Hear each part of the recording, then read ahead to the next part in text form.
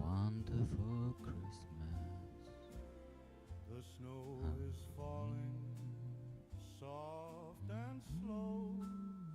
Blankets the world in a winter glow. A Hey, what's up, legends? warm Welcome back, legends. How is it going?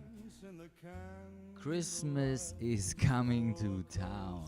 Back to a 1950s Christmas vintage style stream. Let's celebrate the most wonderful time of the year together. I'm absolutely in love with the Christmas time. As you probably can see, beautiful, beautiful time with your family.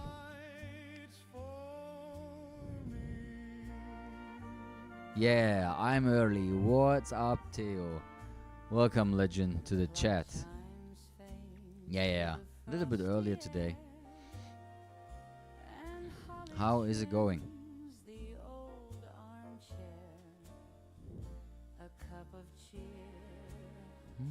A gentle tune, the night hums sweet beneath the moon. Let's see who is up that early. Hung with a careful hand. Dreams unfold Organizing a few things here. they'd been planned. Hey, Felipe, what's up? Christmas Ah, beautiful Sunday. with love so How is it going? and heart sincere. Yeah, thank you. I'm pretty good. We just have a Christmas tree in the background. It's Christmas time. Do you guys like Christmas? I love Christmas. The carolers softly sing. Probably the most favorite year, Echoes cling. most favorite time of the year. Yeah, I love Christmas. I love Christmas. That Christmas brings its joy. So let's see who is coming to town that early. I thought we're gonna do a little bit the midnight shift. Midnight, what I'm saying, midday shift, afternoon shift.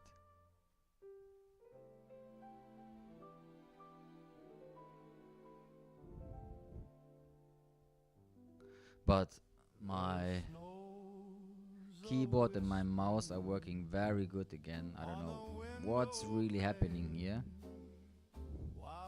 I love Christmas. Me too, Theo. I absolutely love Christmas.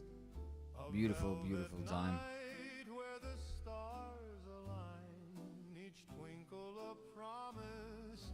This moment is mine. Oh, it's a cozy Christmas. So Instagram stories up too. I'm preparing already the dough for German Christmas cookies, Plätzchen. I want to do it later with my daughter. Oh, we already did today. We just finished all the doughs for Christmas. Oh, let's say the first batch. The first batch is ready and to be snacked. Yeah. We did it. I did it with my wife and with my daughter together. Candy canes dangle their stripes so bright.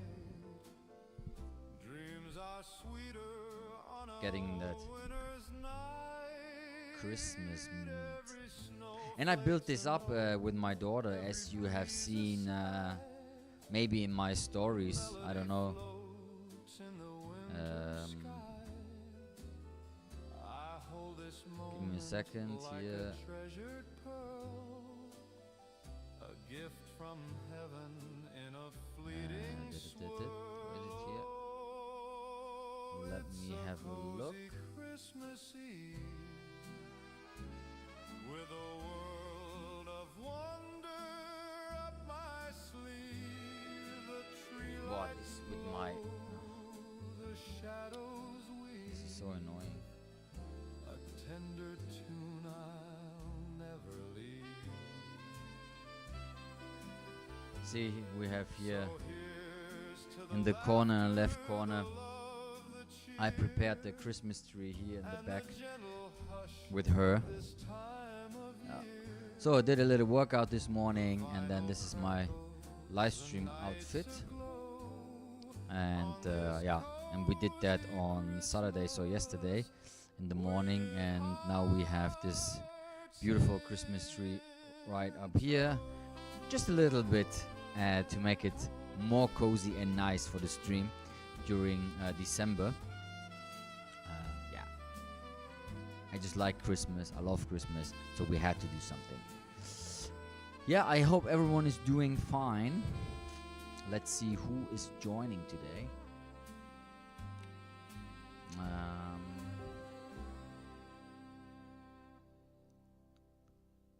What are your plans for today? Baking cookies, chilling out. The snow is falling soft and slow. A silver Kind of foggy today here. where memories grow. Oh, give me a second. The fire hums a crackling tune. December waltzes with the moon. Oh my dear, let's sway tonight. See, the Christmas tree is not even that small that it looks like. Hearts aglow as time will fade in this December serenade. It's even bigger than me.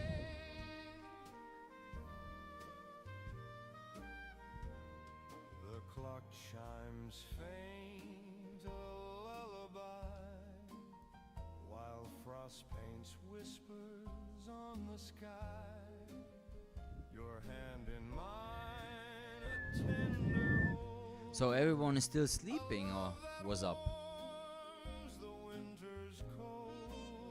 1 o'clock here. The world may sleep, the stars may roam, but here with you I've found. Hey, I honestly, I have to say something. I don't get these people who writing me DMs and saying so nice that you're live streaming and they're not turning up in the chat. I don't get it. I don't get it. How can you say so nice that you're live streaming and you're not trying to, you know, I don't know. It makes no sense. I have a few messages already saying that the Instagram story I just posted that I'm going live, and so many writing me, oh, so nice that you're live. Where are these people? I want to check if the sound is not too loud or something. So give me a second. I'm gonna have a look. Just want to make sure the music is not too loud. Let's see. It's always difficult to put up the volume in the good spot. Can I not? Why can I not? Can't even open my live stream. Oh, wait. Actually, My dear, let's sway tonight in the glow of Christmas light. Hearts aglow. oh, my internet is very slow at the moment. I hope that the stream is not.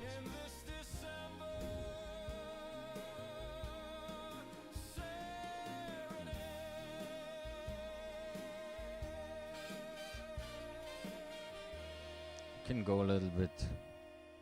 It's quite loud, huh? The echoes of carols drift through the air. Laughter Let me check if this is better. beyond compare. Yet here in this moment, it's just we two. A winter walk. How is it now? Let's see how it is now. I don't want to have it too loud.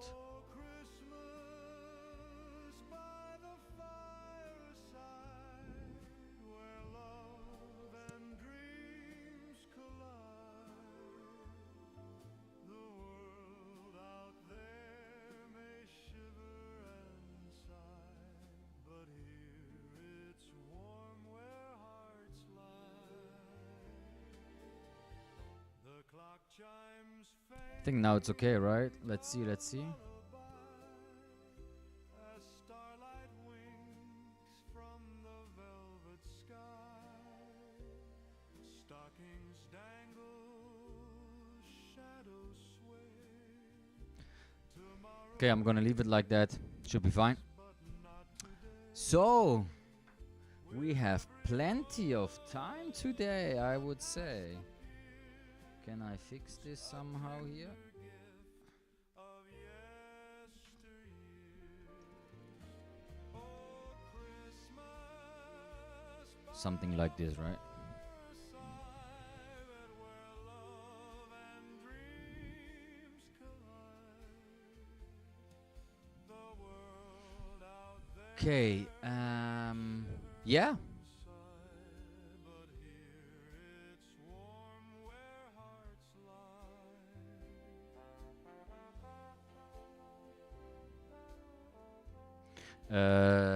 Yeah, I wanted to go live as well here.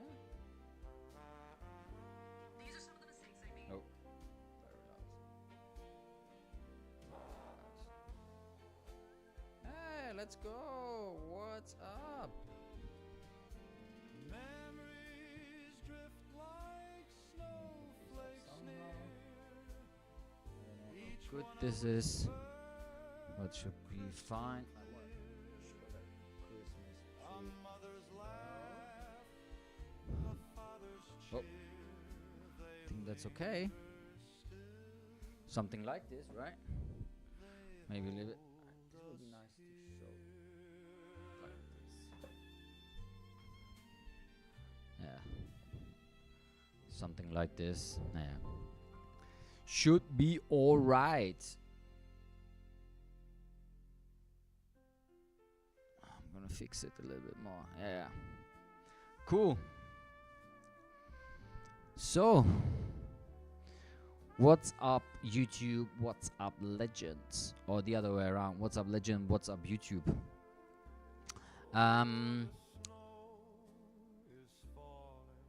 We have a few things actually today, cause last time we went live, there were a lot of people saying, or actually we were talking about topics.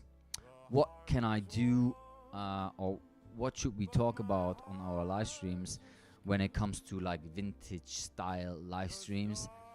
I'm still trying to figure out a very, very positive and engaging way for you to come to the stream and enjoy the time together. This is the most important part for me. Why I'm coming live, to give you maybe as well some time to connect way better with me, because on my Instagram reels and DMs and everything is so fast. I think the live stream things are going well smoother, and we have way more time to discuss and talk about things you might want to know, or stuff I would like to know from you guys as well. It's not like a one-man show. I love to see, and I would love to connect with way more people through my live streams. That's why I'm starting it, because I find the comment section quite nice. It depends on which platform. On YouTube, I find the comment section absolutely a world better than on the other platforms, to be honest. They're kind of like a little bit more deeper, and the people are the sense of comments on my videos as well. I have people writing comments like this on my videos, like 15, 20 sentence on saying how they like the YouTube video and stuff. I really like that. YouTube is, for my taste, completely different world. And then we have Instagram, which is slightly a little bit better, but still not the best. And TikTok is wildest comment section ever. Yeah, well, I'm happy you started live streaming. I really wanted to connect with you for a while. That's very cool, Theo. That's absolutely awesome to hear. Thank you so much. That's why I did it. That's why I started it. Yeah, I find the connection way better. And then, just because in that topic, and for that reason, we had a few legends wanted to start. What I never thought about would ever happen is to start a Discord channel. And the Discord channel, I haven't looked in it yet. Last stream we just started it, and then we already had a few people writing into it and presenting their outfits. And I also want to absolutely look into that, because I kind of like got email notifications that someone wrote into the Discord channel. So let me see what happened. I want to do that for sure. Also here and there, doing a reaction, I think. And yeah, and then we just talk and keep streaming. And let's see who joins the live stream. Plenty of time today. Yeah, so let's see.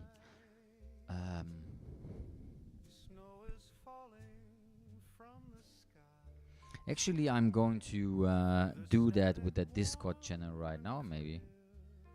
I don't know. Christmas time is finally here.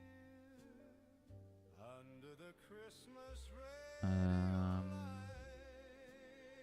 hearts are glowing, spirits bright. Let's see what we have. Swinging sweet Hey Jan, how's it going, legend? Good to see you. shining tonight. Hey, that's so kind of weird. It starts so slow, my Discord. Gentle tune, silver stars above the moon. That's weird. Every note a gift to share. But maybe it's... Christmas magic fills the air. So, With a Christmas red what's going on? hearts are glowing, spirits It's loading like super slow. Look at it. swinging sweet through Nothing happens. Is that like normal that Discord is opening so slow? though the years may come and go, voices linger in the snow. Yeah, it's Christmas. Jan. We got Christmas time. So it's time to change the mood. Go a little bit more. Why is that for real? That takes like 2 minutes to open Discord or what? I find that very strange, to be honest. Look at it, how slow it is. Hello, Discord, where are you? Discord, please open. Honestly, is that for real that it takes like 5 minutes to open Discord? Ah, no.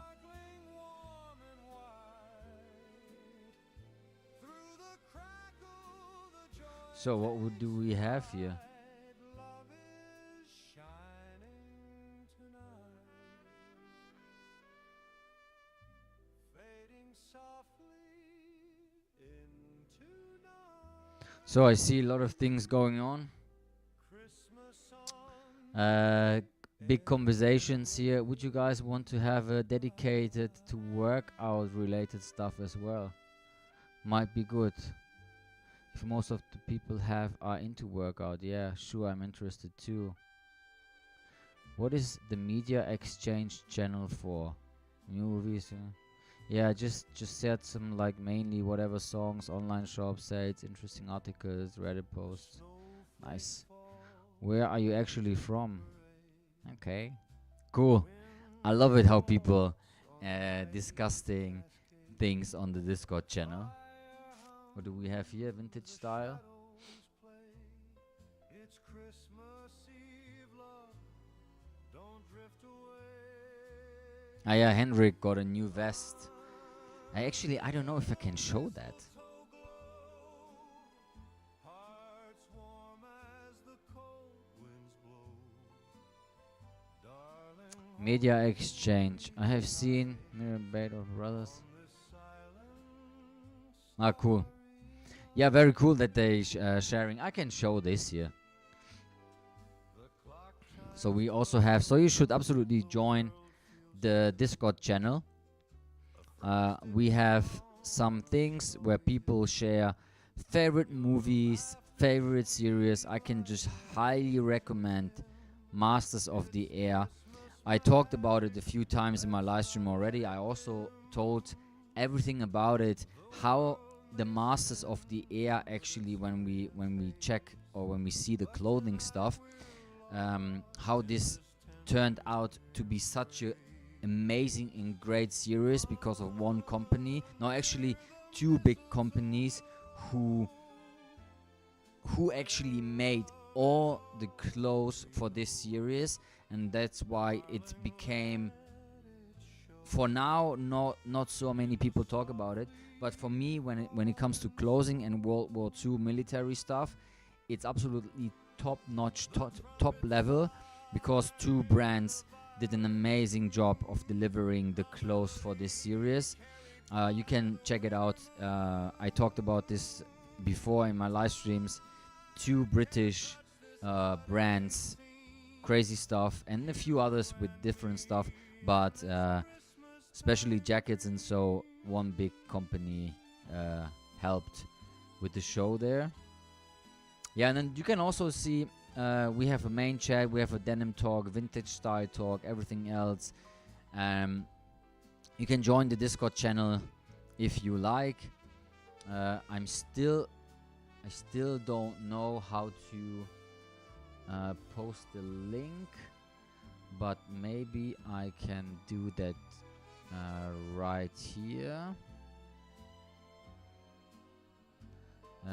Let me get the link for you, because that's the thing.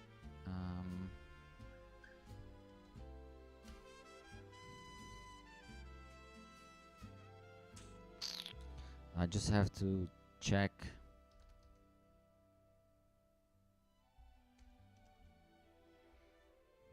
Oh no, who sent me that again? Wait.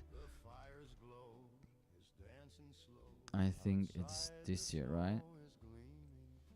I hear the chime of Christmas time, and hearts begin their dreaming.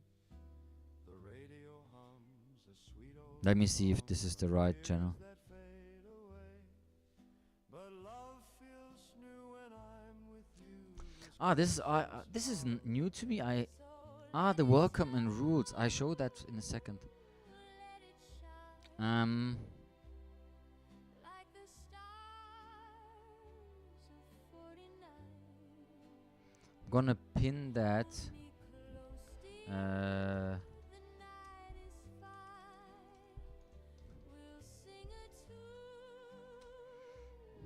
by How do you? I'm gonna put that in here. come true on Christmas night. And time Then I'm gonna put it on top, so we have this. I can also show you. Sleigh bells cry a song of joy and laughter. The world is Yeah, I want to read that as well, to be honest. but warm with what So these are our rules gentle smile, and our the old our rules and our vision for this legend Discord channel. So Max opened this channel for us. Hello and thank you for joining our community dedicated to high quality timeless menswear. This server is a gathering spot for all enthusiasts of vintage style, Japanese denim heritage, and way more. Our rules, the foundation. To ensure a respectful and focused environment, we kindly ask you to observe these simple rules.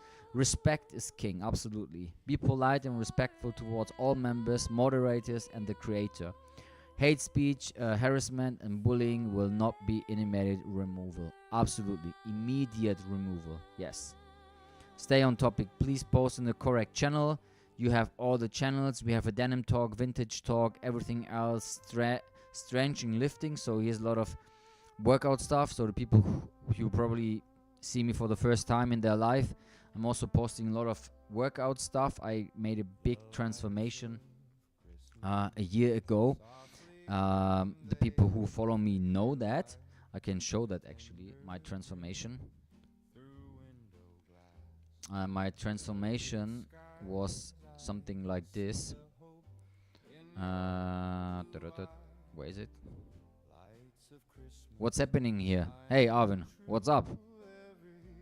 A lot of things happening here. No, it's not my stories. Where's it now? Where can I? So weird. Where can I go on my profile now? This crazy. So I just want to join my profile. Please, can we go to my profile?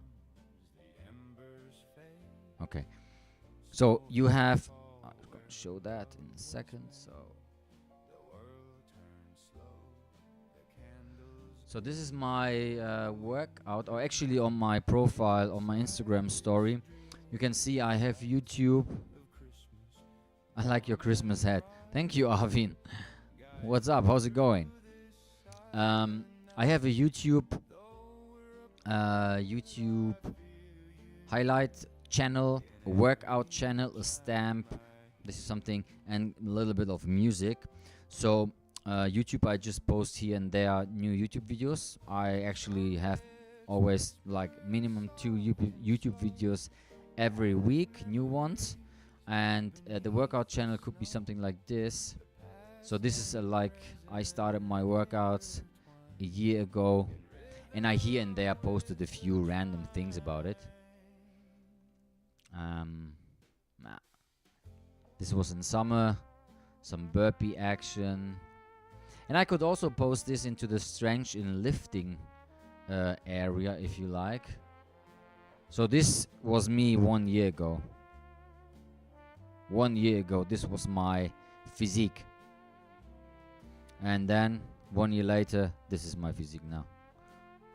Now it's a little bit off season. I'm absolutely hurt my back a few days ago. So my lifting or my training, my calisthenic training is super bad at the moment. Not doing a lot. I just hurt my back. So this is like the current state 1 year now. And there's also I was injured.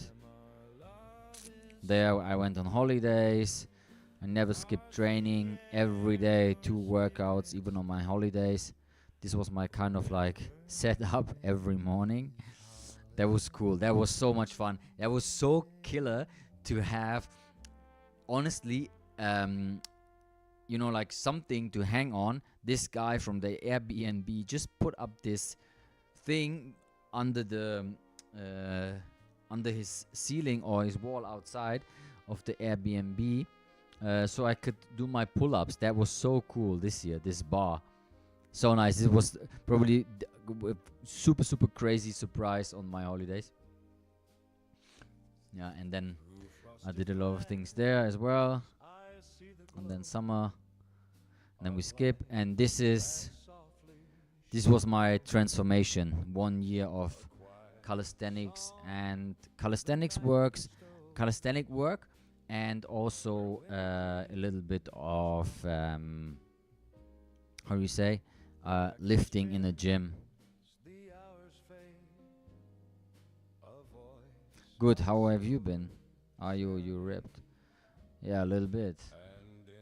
Not too bad at the moment, because it's Christmas and New Year starting, and I hurt my back very bad. So workouts and training in general is not super possible at the moment. And yes, if you like to get some calisthenic workout things, I have a discount code. You can check out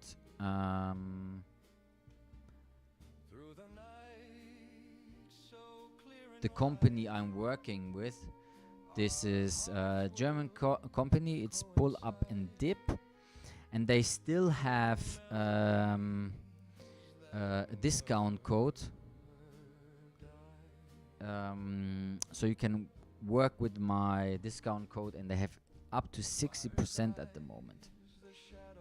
Yeah, so Arvin, you have never been here, as it seems, I'm hanging out with the legends, talking a little bit, talking vintage stuff, doing reaction, answering your questions, talking about clothes, everything I can't do on my Instagram and way beyond. So enjoy the show. Great to see you here. I hope you will enjoy it and like it. What I wanted to say, yeah, and with Richie 10, you can even save 5% more. We have, as you see, the Black Week deals up to 60%. Still one day. If you need some calisthenic workout equipment, it's pull up and dip, and you can use my code Richie10 to even save again a 5% more on your purchase. Yeah, and it's also in the description. If you missed it, you can check it out there. And then I'm just figuring out that I have to change the title of the stream, what I did not do yet. Give me a second.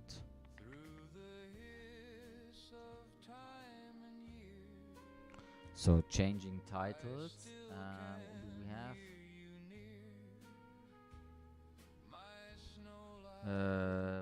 Vintage style stream. Let chatting with the legends.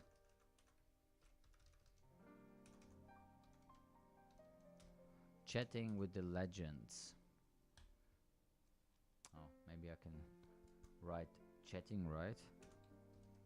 Chatting with the legends. So save.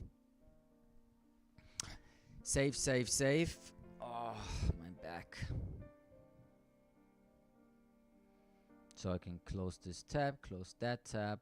So I just wanted to say, so you can still profit from this absolutely amazing 60% off deal on pull and dips I'm working with. So yeah, this is the website. You can go there and check out. They have everything. See, up to 60% discount on pull up and dips, and you can see top sellers, everything. I have a set which is where's the set? I got this set. I have the rings. I'll show you in a second.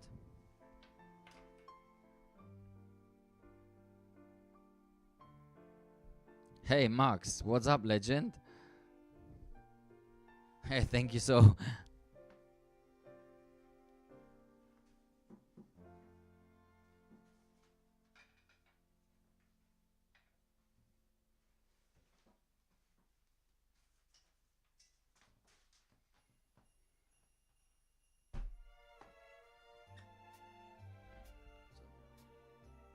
Make it full screen so you can see it.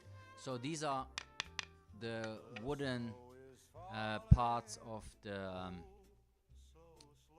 ring things here, you know. So this is the set I'm having. This is perfect. You can just take them to the park. You can use them for indoors.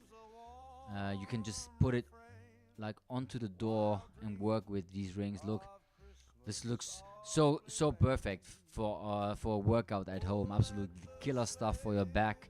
Absolutely enjoy that. You have these parts. You can just put it up between the door here and do your workout. I tell you, if you do that, it's kind of like an Australian pull-up. Absolutely killer. You don't have to do anything else. This will absolutely kill your back if you do these workouts.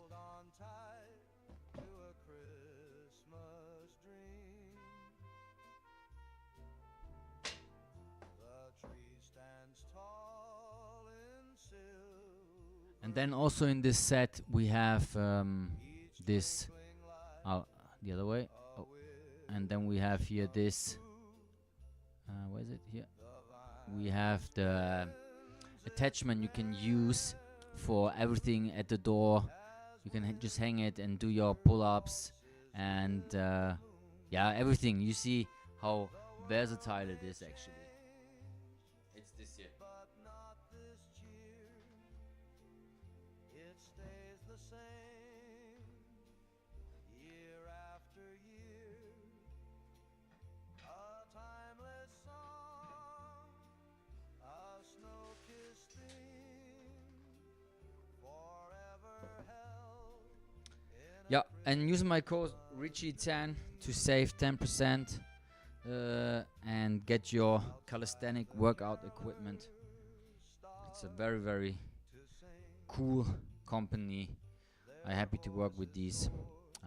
Yeah.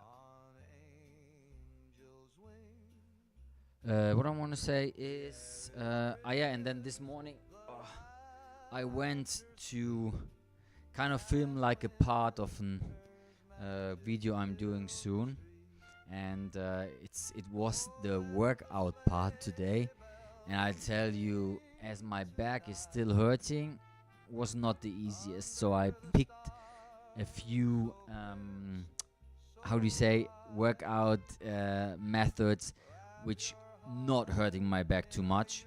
So let's see how I can put this together in the movie. And next week I'm off, so next week we don't have a live stream because I'm going away to Germany to film the rest of the movie I'm doing, and then I'm gonna put it together for one movie, and then yeah, and then we probably have it will be like a whole day filmed, so also with traveling stuff, so it will be a little bit longer movie. So yeah, I hope it will turn out nice because I have very cool ideas, and it will absolutely be the same style I'm always filming, but it will be more like a vlog kind of thing, but in my style. I kind of like, if you see my movies and my videos, you know the direction, and I really want to focus more on telling a whole story instead of only taking a few parts of my day and making, you know, like if I film my movies, I make like I get up and I get dressed, and then I show my outfit in action outside. You know, like I can show you a movie.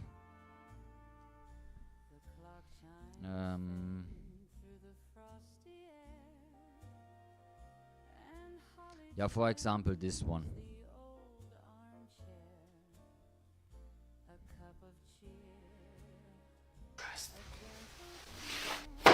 You know, I'm getting dressed and I'm showing my outfit. And then every part of the outfit.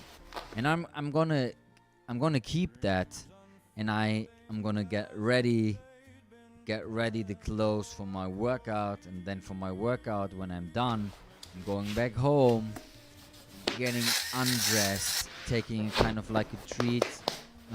Yeah, I'm looking forward to do that actually, because when I show this, I show my outfit, you know, and then when I got dressed, I'm going to, I know, for this video I did like a ride with my bike.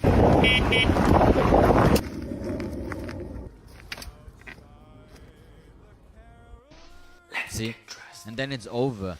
But I want to continue it. So I'm going back home, doing everything at home, relaxing, and then it's over. A little bit more advanced and way more, I hope, more fun to watch. Let's see how I can build this up. Hey, you know what is so crazy to me? I show you this. Someone really has to explain that to me. In my world, this makes absolutely no sense at all. In my last stream, I told you that I said I don't want to talk about numbers, but you see them on screen now, and if you go onto my profile, you can see it as well. Instagram is doing okay-ish with numbers, you know, like 60,000K, almost 100,000K, almost, you have to remember this video, almost 100,000 Ks, and then 64, 44, 120,000 K video, and then always around like 120. There's a video with 1.2 million views, then we have 500,000 views here, then we have 200,000 views there, then 3.1 million views, and then 2, and then 4, almost 500K. And then also, yeah, these are big numbers there. These are big numbers. This is when I started actually my ASMR content. So crazy to me is that these numbers are okay, you know? I'm not complaining at all. But the only question I have is, for example, this is only one example. There are plenty of other examples. Look at this video. It has, this one here, it has 94,000 views. Okay, let's say 90,000 views, which is pretty good. This is absolutely crazy. I think everything over 100 is absolutely viral channel, viral video. Okay, look at this. I'm going back to I just want to open my TikTok, because the thing is, wait,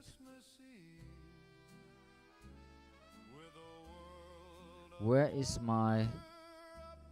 my videos on TikTok?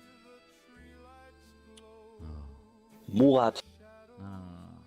Where are my videos? The problem is I'm logged in, or what? Profil anzeigen. Hey, this is so weird. I'm on my profile, but I'm not seeing my videos. Wait.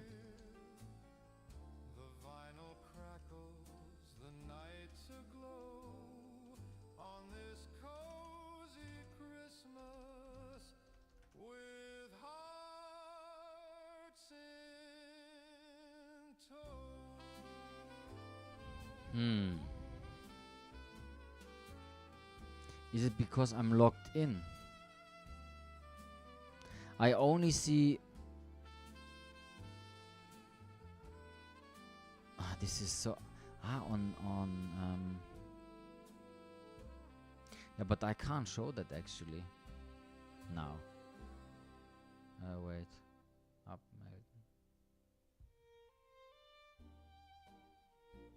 No, I don't wanna log off.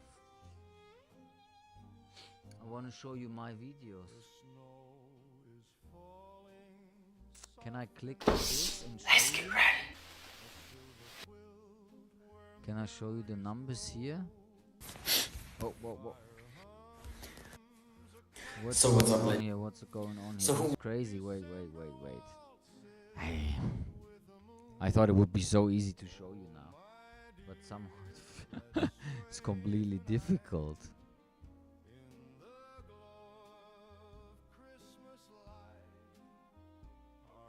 Now I can show you better. Yeah. Okay.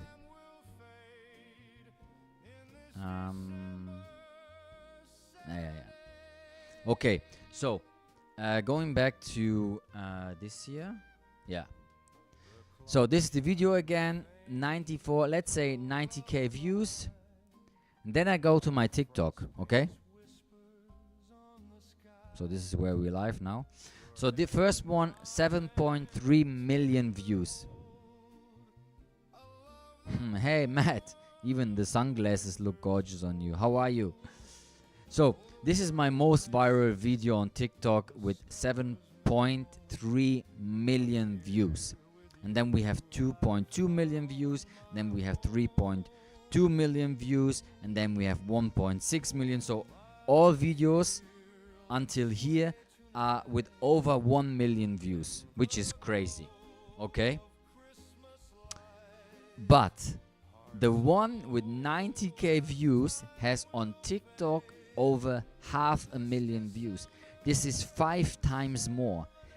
How in the world is this possible? How is this possible? The difference of it is absolutely crazy.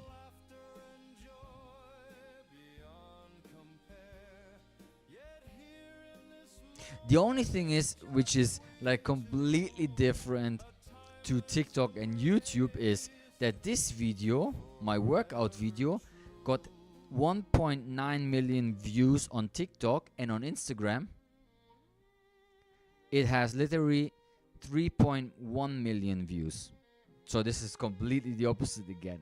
Which is also crazy. So this is also 3 times more. I don't get the algorithm, how it works. But I have definitely more million views with videos than on YouTube. So TikTok is way stronger. I have 1, 2, 3, 4, 5, 6, 7, 8, 9 videos with 1+ million views, and even +2 million, +3 million. So that's crazy. I don't have that on Instagram. Not at all. That's crazy numbers. Yes. Thank you. Well, I don't know. Maybe it's, yeah. The echoes of carols drift through the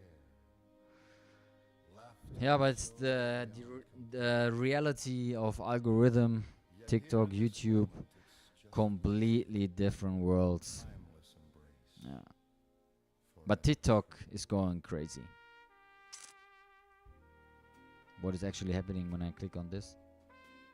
Can I see? I can see myself. Yoo-hoo. What is actually happening when I click on this? I like your Can I style. see? I can see myself. Yoo-hoo! I like your style. Ah, this is how it looks on TikTok actually. Well, that's funny. That's cool. Ah, see, live.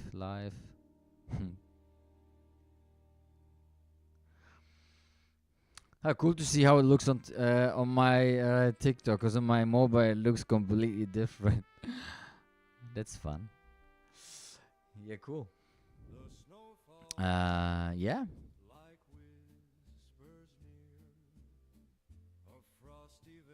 Hey, I'm always absolutely impressed on how fast the time goes. We are almost again live for an hour. Where is the time going? Crazy.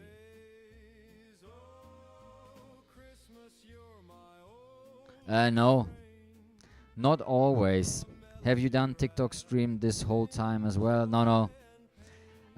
No, I sometimes just put it on my mobile, but not on regular base. Just when I remember it. I almost forgot again to do it. But I don't know if that actually makes any sense, to be honest. I also have to think about what I'm going to do next year. Yeah, next year, I don't know. We can discuss this actually in our Discord channel.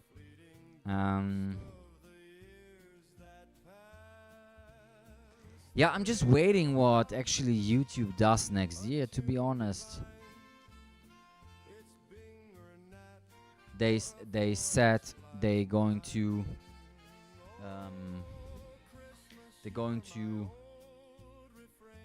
do a lot of things. Yeah, I don't know.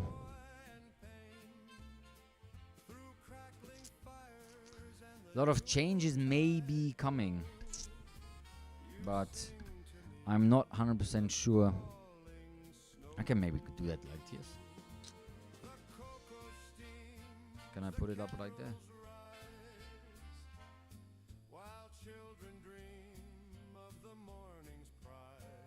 Eh? Oh, this is not even going. Okay, then I have it maybe here. I'm going a little bit without glasses.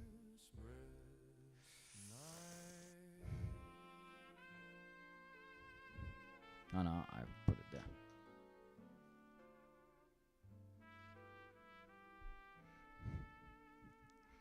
Or I'm just hanging it here, maybe. I don't know.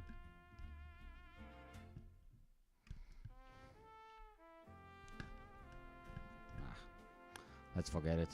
Let's put it here. Put it away. So.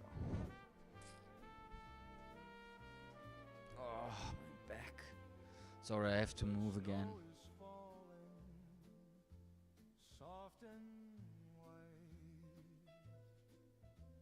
A velvet quilt for the quiet night. Yeah. Crazy, crazy. I don't even know where my mobile is. A warm refrain Ah, my mobile. Stupid. while My mobile is right there. on the window. Christmas by the fireside. Oh my god. Do you know that when you sometimes this happen, you know, like you're walking around in the house and then you have something in your hands and then you just put it somewhere and then you think like, hey, where are my keys? Where are my keys?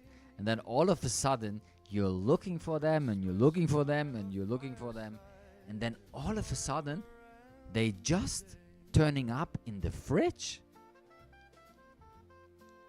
I don't know how this happens, The tree is trimmed in which is crazy. so bright.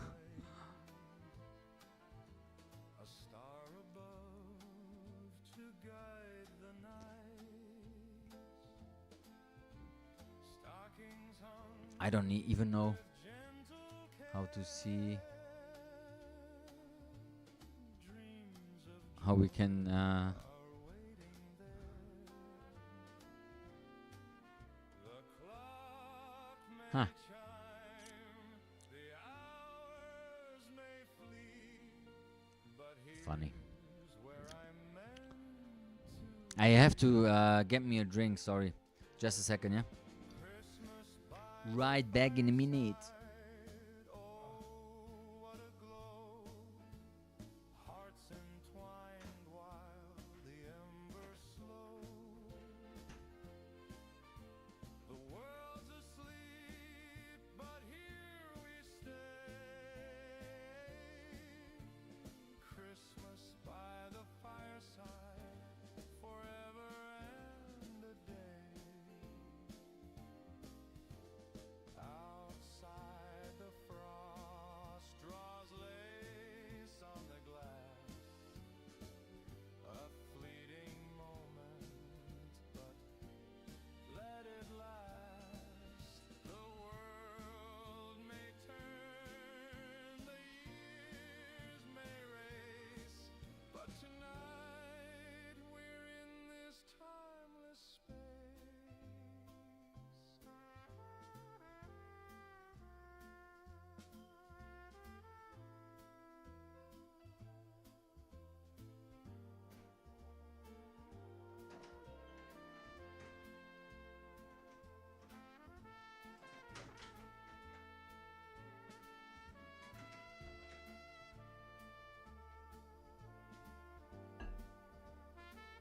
So I'm back.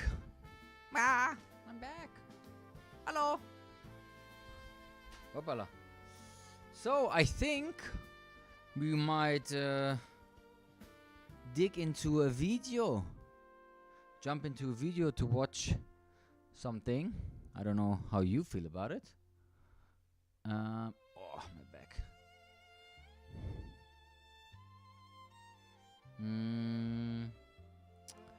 So are we? The snow is falling down here. soft and slow through frosted glass. So It steals the something like this, show. huh? The fire hums a gentle tune. This doesn't look so nice, but it does kind of like the job somehow. Oh, Christmas by the fireside, where love and dreams Is it holding? Yeah. Maybe I have to sneeze. out there may shiver. No, it's not coming. It's warm where hearts Okay. Closing this, closing that. the clock chimes faint as starlight winks from the velvet sky. Where is the music again? Oh, there it goes. So, stopping the music.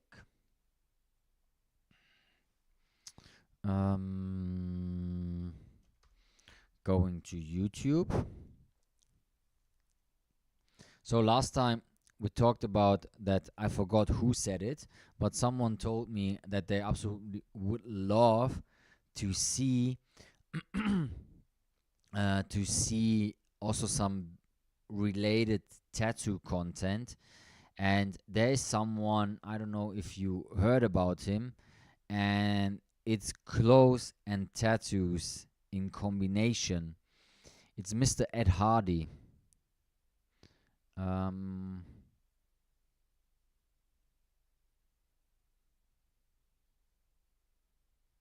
there is a video actually. I had to work. There is a video about him. And I hope they're also gonna cover the part of his story when it came to producing clothes.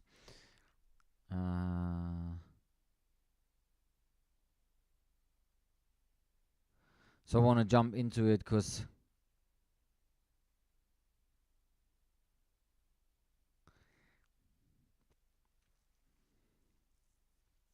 I don't know how many people of you know Ed Hardy. Ed Hardy, the godfather of tattooing, and also he got very, very big a few years ago with his clothing line. So I think the idea for myself, I'm absolutely in love with old school vintage tattoos. So I also would like to combine this with my second passion, clothing. So I never watched something about him. I really want to have a look at it. So let's jump into it and let's see what we can see here. So I'm gonna make an intro for YouTube because I'm gonna record it as well. We have to do a little Christmas related stuff. Yeah. I remember buying my first Ed Hardy snack bag net that when I was like 12. Neon yellow hat, looks crazy, but I don't love it back. That is crazy. So let's jump into it. Let's see what we can do. What we have in that video going on. Okay.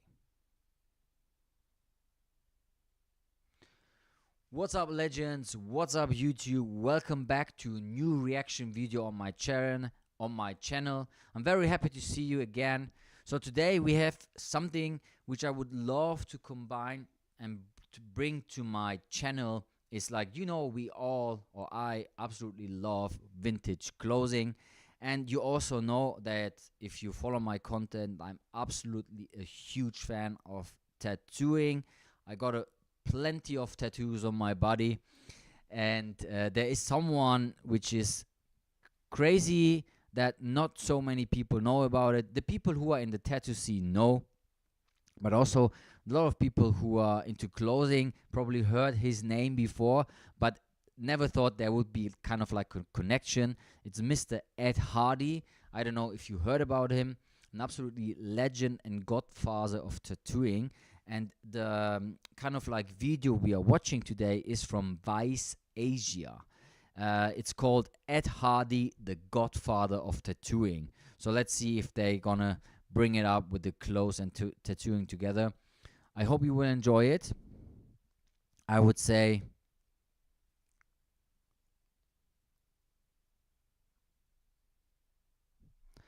I hope you will like it. So I would say let's jump into it. Ed Hardy, the godfather of tattooing.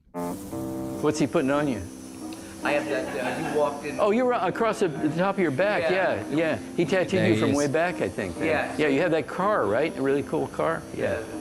I quit tattooing 8 years ago. I tattooed 40 years, and people go, oh, just do one more. I went, man, it's hard on your hands. Yeah, they're okay. I can still paint, but I just didn't want to tattoo anymore, especially all these That's great, him, huh? brilliant young tattooers that work with me. That's, you pass it on, so. I'm gonna go. These guys are shooting this thing. All right, good to see you, man. Okay, John. When it comes to legends of tattooing, there's so many to name. I don't even know where to start. But Ed Hardy, Sailor Jerry, Bert Grimm, and Herbert Hoffmann from Germany.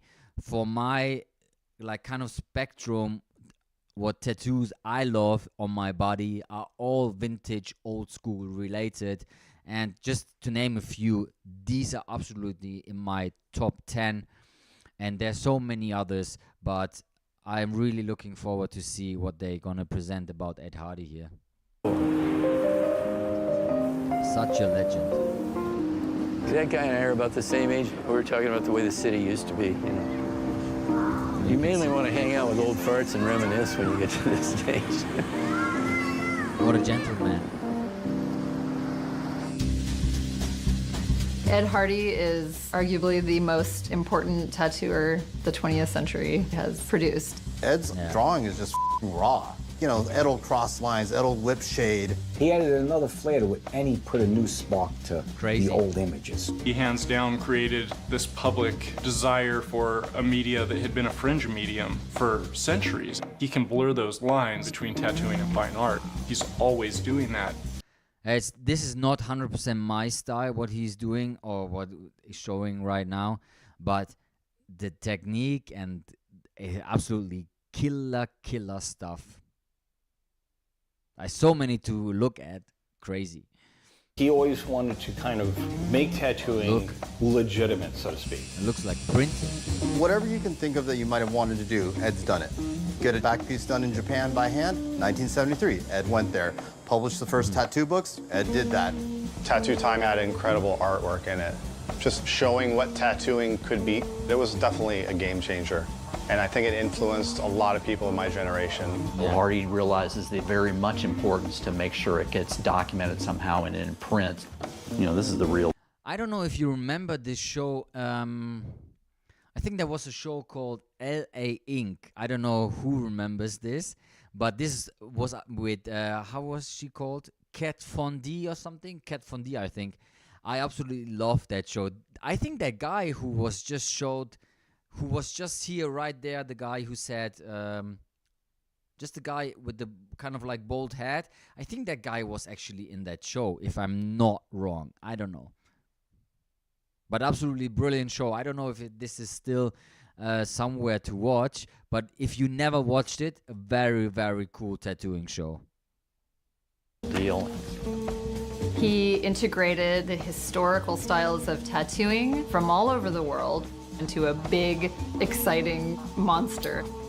He had so much roots and foundation and all of this art and application, and he'd come up with stuff that's totally original that he wasn't copying or taking from anybody.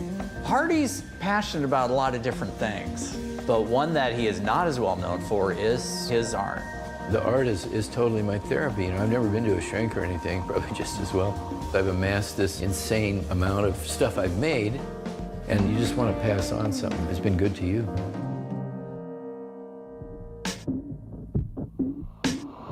Ed Hardy. Wow. Look at this panther.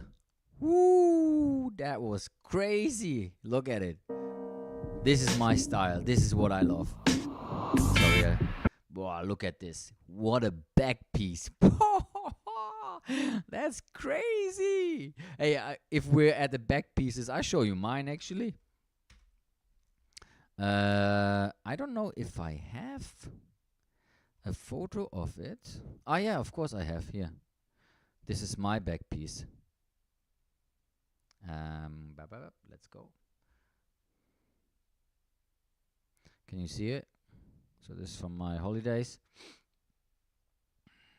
So this is mine. My back piece is actually inspired by Bert Grimm, and I changed a few things. The inspiration comes from this Bert Grimm back piece. Inspo comes from this one here. So this is like the original one, and I changed a lot of things, to be honest. How can I show this now? show it like this. Wait. See, this is the original piece.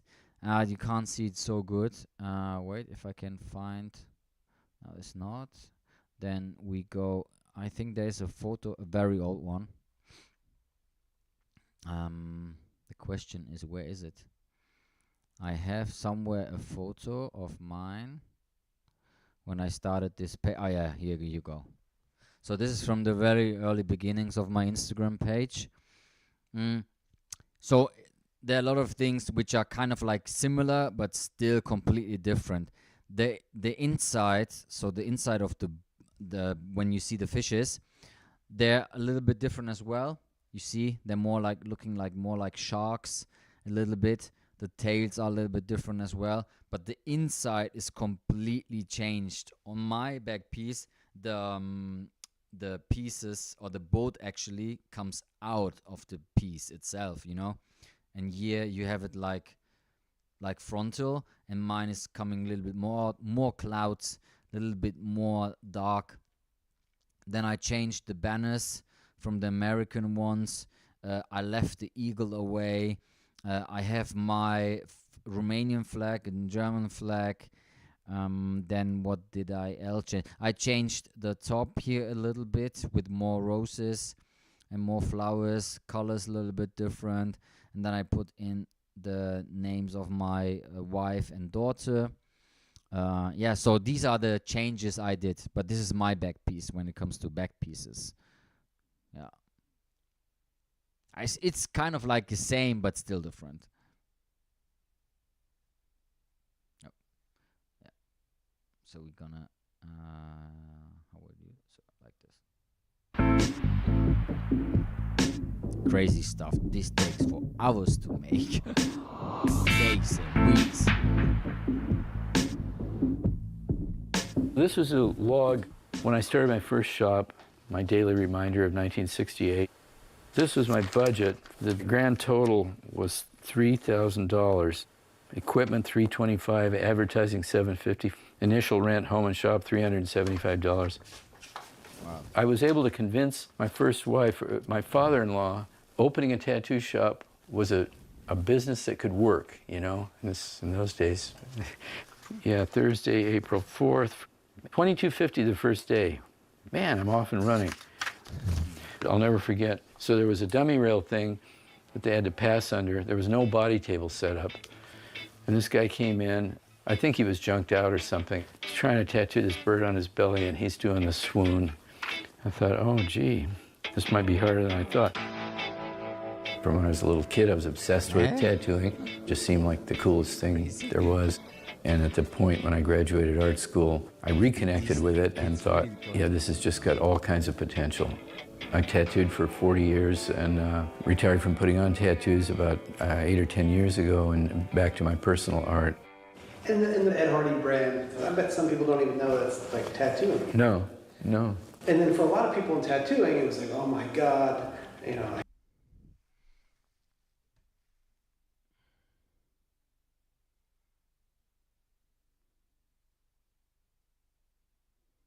Come on.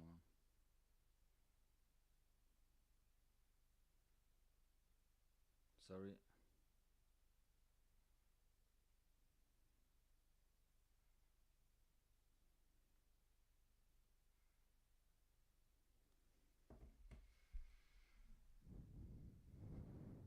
Hello Richie, I'm sorry I didn't come up in the beginning, but I was shopping for food with my fast. Yeah, no problem, boys. Welcome to the chat, legend. Good to see you again. Hope you're doing good on a beautiful Sunday. I can't believe he did this. Yeah, the sellout, like that asshole, you know. Wasn't he happy enough that he I know. These are the clothes. Good that they're picking this up. This is what I said about the clothes. Look at them. I think if you see that, you know that, and you have probably seen it somewhere. But they were so big when this stuff came out. The contract to license out whatever number of designs he did way back when. No one would ever have dreamed this would happen. And he had a great name, Ed Hardy. also have to say that Ed Hardy, if we compare like one of the biggest tattoo artists of all time, Sailor Jerry, one of my favorites, and Ed Hardy. Ed Hardy made a completely huge empire out of it with the business, with stuff and clothes. Sailor Jerry just did a few things. I think he never had like a clothing line, and Ed Hardy took it like to a next level with this clothing line, completely out of the world. At the moment when this stuff came out, I thought everyone was wearing like completely only Ed Hardy for like 2 or 3 years. I felt it was like everywhere. And Sailor Jerry only did like for a few brands, smaller brands, like cups and stuff, like merchandise stuff. But Ed Hardy was really like into the clothing brand and maximum out of the world when he did all that stuff. Sounds so American. All of a sudden, Busta Rhymes had an Ed Hardy shirt and hat, and then Madonna was seen in it. Yeah. So it blew up. This is what I mean. It financially afforded him a situation where he could focus on painting, and that's been great for him. I got really annoyed when people started putting down Ed Hardy. But all they knew him was as some designs on sneakers or T-shirts. Yeah, good point. No, there's an actual, real thinking artist, continuing to grow artists behind that brand name as Ed Hardy. I had a lot of people give me a lot of shit about that. Yeah. What are you doing? Sorry, I really think that's a very good point. I kind of like felt this annoyed as well. Everyone was wearing the stuff, and they had no clue what there was. And they absolutely had no clue what they were actually wearing. What I kind of like, I felt like always like he said, just pissed off because they were just like, oh, that's so cool, but they have no clue. Man, putting your stuff on these T-shirts. How do you feel about that? I said, I feel pretty good about this building.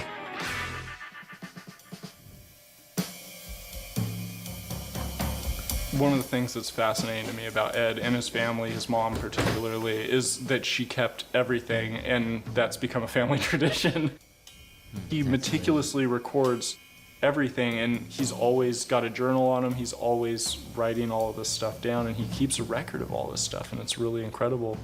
Yeah, that's rare. Super conscious about my legacy and everything, and I'm old now, and I don't know how long, I'll be around to kick this stuff over, so I don't want to piece it out. I want it to go someplace. This was just a big ego rub for me. I want to just showcase all my art. I just thought, well, it's been a really interesting life, all this stuff happening, and because I've saved it all, it'd be nice to chronicle it. Art never seems to make me peaceful or pure. I always seem to be wrapped in the melodrama of vulgarity.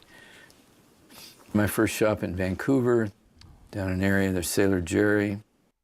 No way, Boris. Really?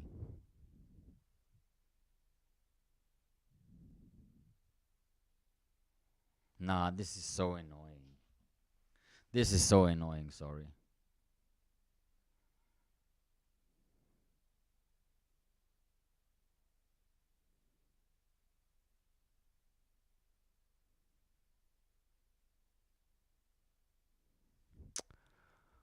Oh.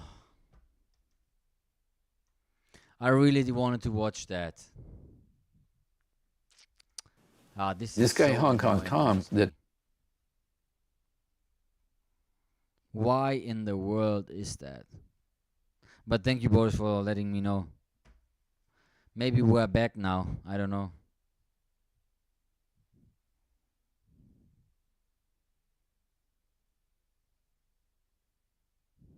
Is it back now or not?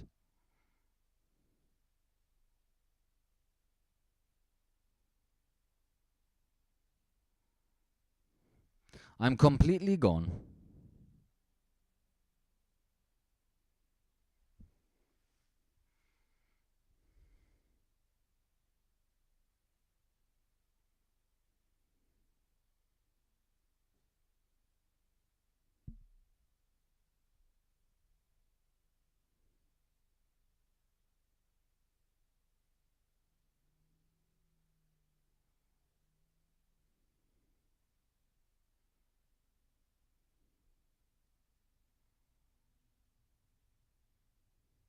Yes, but I'm live now again. Stream unavailable. Yeah, but what can I do now?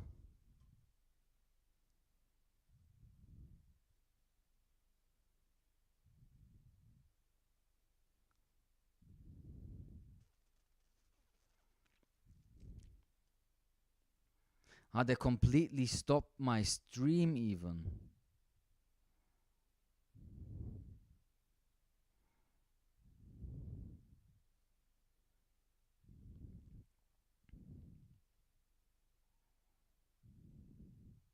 Wait.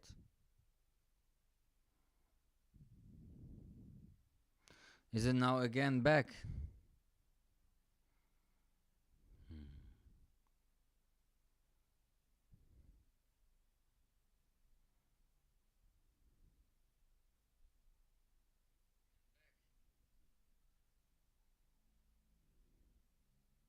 I think it's working again, right? Yeah, you are back. Good.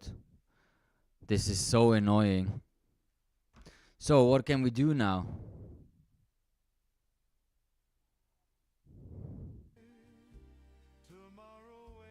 Yes. This is so annoying. But honestly, how in the world can I know? I mean, how can I find out if I'm allowed to watch that or not? How in the world can I do that?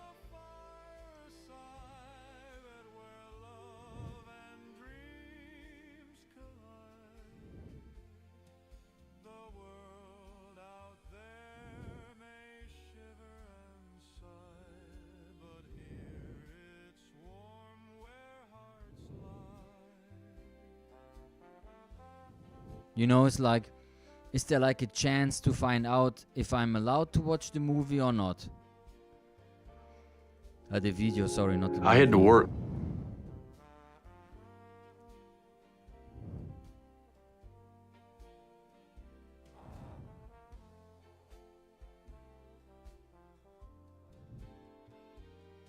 You know, it's not even saying it.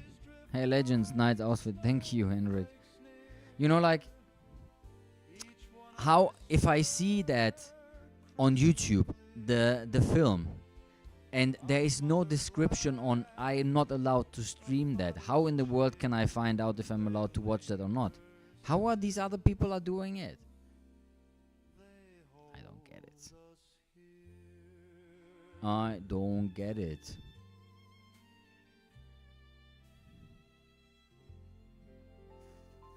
That's crazy to me. That was honestly crazy to me.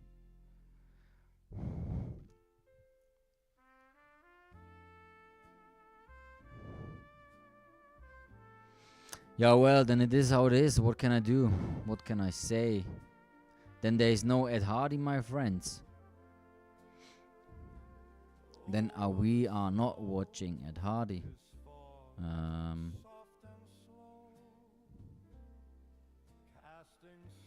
Maybe we have something else.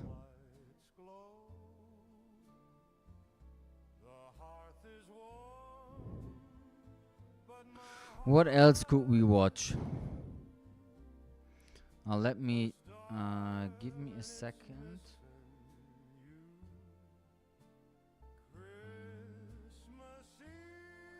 Gonna close this, gonna close that. Just a second.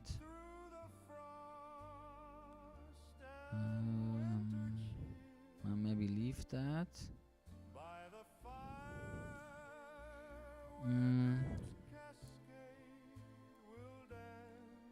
You will find out after some minutes of showing the video. Like a video about how Christmas was in the 1950s. Yeah,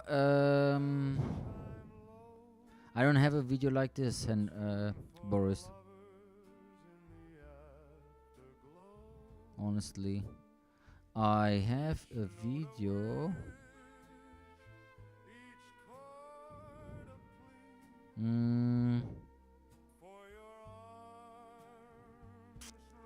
What else do we have?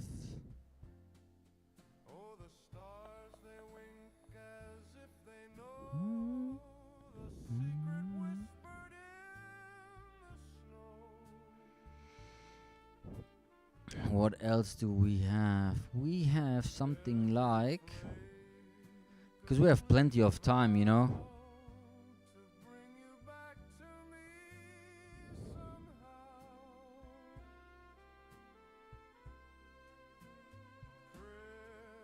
Hey, should we go for a very... No, this is way too long. Oh.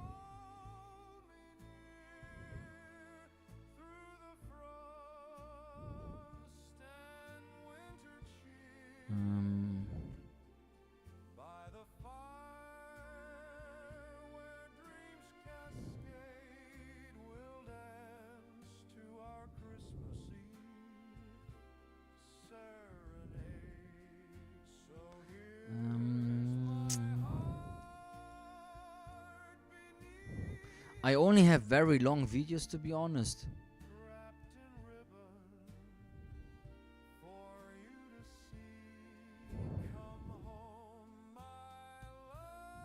There are some interesting videos when you search how Christmas was in the 1950s. Okay, so let me check. How Christmas was in the 1950s. Ah, yeah, I saw these. Or at least I thought of some the thumbnail. Yeah, but I'm not. It's a little bit too early for that for me. Not 100% onto that, Boris. To be honest, it's way too Christmas. way too much Christmas for me right now. I thought, like, should we do something like anyway longer?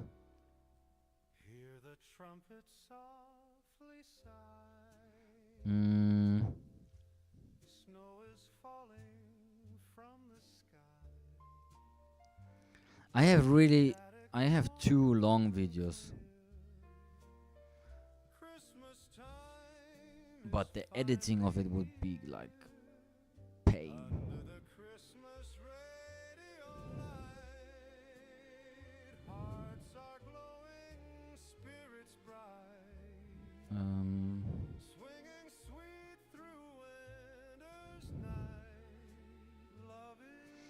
Where is it now? I have... So we can choose the evolution of clothing and textiles, jeans, what is it? Jeans and hook and loop fastener, extra long documentary. It's 1 hour and 30 minutes. So it's the whole kind of like story about evolution of clothing. Or the second video we could have a look at is the Denim Chronicles, the longevity of jeans, full documentary.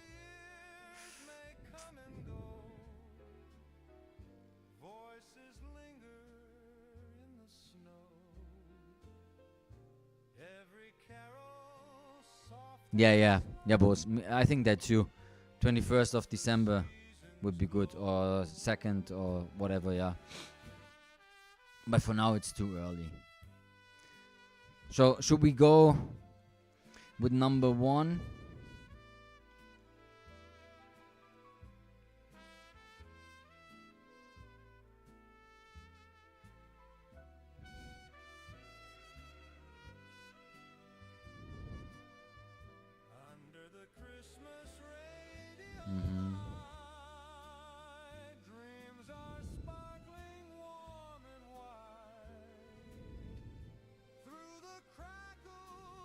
What else do we have here? I also have a quite short one, to be honest. Why not this? I want to check this out, actually, by Harry Hass. Or Hass. Yeah. Let's jump into this one first.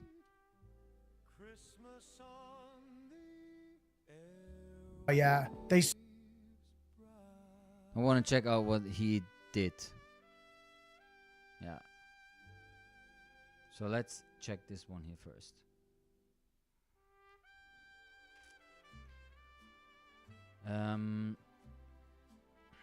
Let's do this. So Need to sit down a little bit better for my back. So I'm gonna record that. Maybe it's a cool and short one. We never know. Getting ready. So pause here. Get in there. Okay. So, but first of all,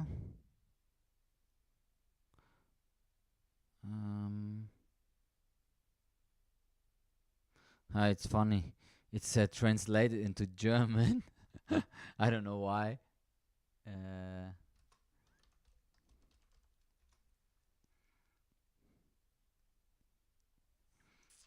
a second.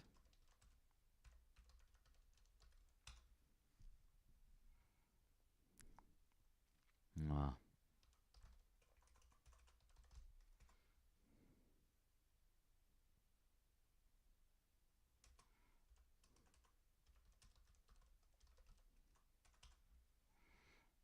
Okay.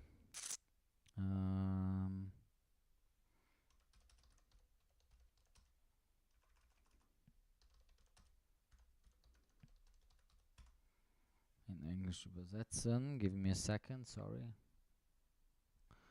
Okay.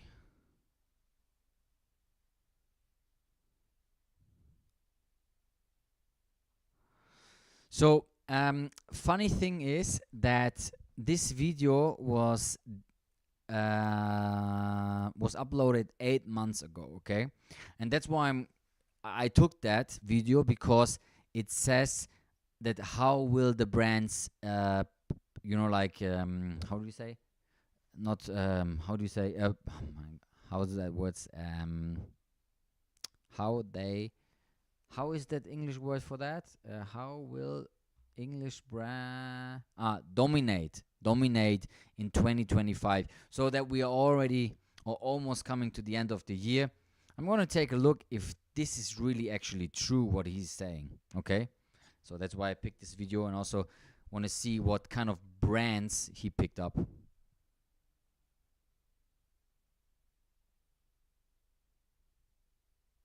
Yeah, Boris, no problem. We'll be longer today, yeah. Hey, legends. Hey, Zeb, what's up?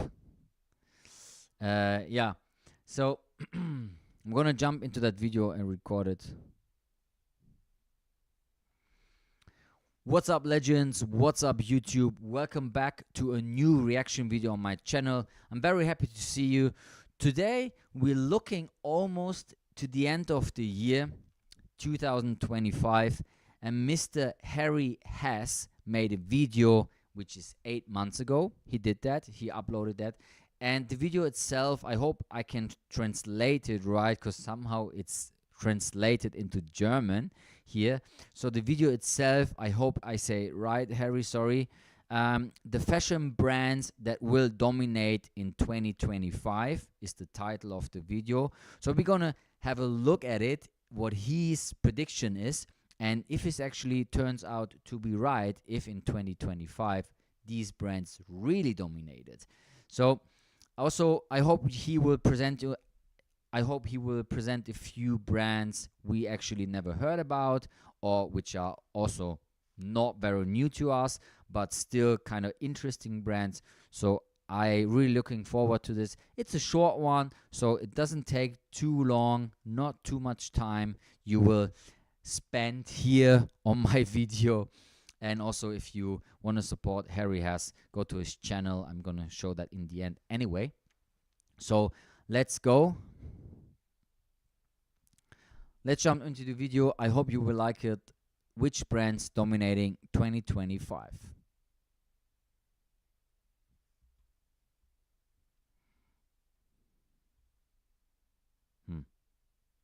Okay, so Today we're looking at brands that are getting a lot of attention online right now, and if they're not on your radar yet, they soon will be. Well, they will be after this video, because I'm going to tell you about them. There's no fast fashion brands on this list. They all make high quality stuff, but expect the prices to be higher because of that. There's also far too many brands that I want to talk about for one video, so if you want a part 2, then let me know. But if you like this video at any point, please feel free to drop it a like. And now that's all out the way, let's get into the brands.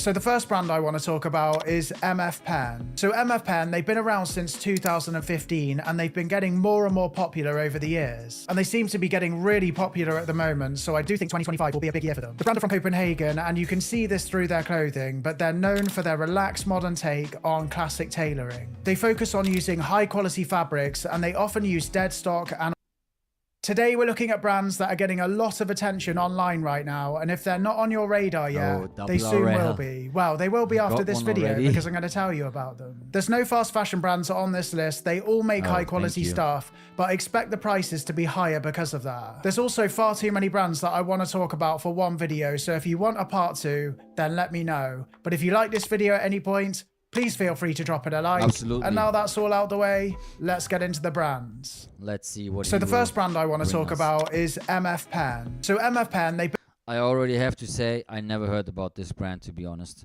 First time. So kind of starts interesting, to be honest. Been around since 2015 and they've been getting more and more popular over the years. And they seem to be getting really popular at the moment, so I do think 2025 will be a big year for them. The brand are from Copenhagen and you can see I'm wondering if this is really like more street style related, because in the thumbnail itself it says Dablarel, one of my favorite brands of all time. So that's why I actually choose that video, to be honest, because of that only one brand. We talked about it in one of my live streams before, and I absolutely highly recommend to check that brand out. If you are into vintage heritage style, Dablarel, the vintage line actually of Ralph Lauren, very important. Not many people know about it. The stores and everything they're doing is absolutely top notch and out of the world. Top 3 brands of mine. That's why I actually clicked on that video. So I'm very looking forward which brands he will present us. See this through their clothing, but they're known for their relaxed modern take on classic tailoring. They focus on using high quality fabrics and they often use. So this is way too modern for me. This brand, I'm honest, this is way too modern stuff. Dead stock and organic materials to be more sustainable, which is always nice to see. Their clothing is all neutral in color, so it's really easy to style. That sweater has a nice vibe. I love that here. This middle part is kind of cool and gives me kind of like an retro vintage vibe as well. Yeah, the knit itself is cool, but that looks sick.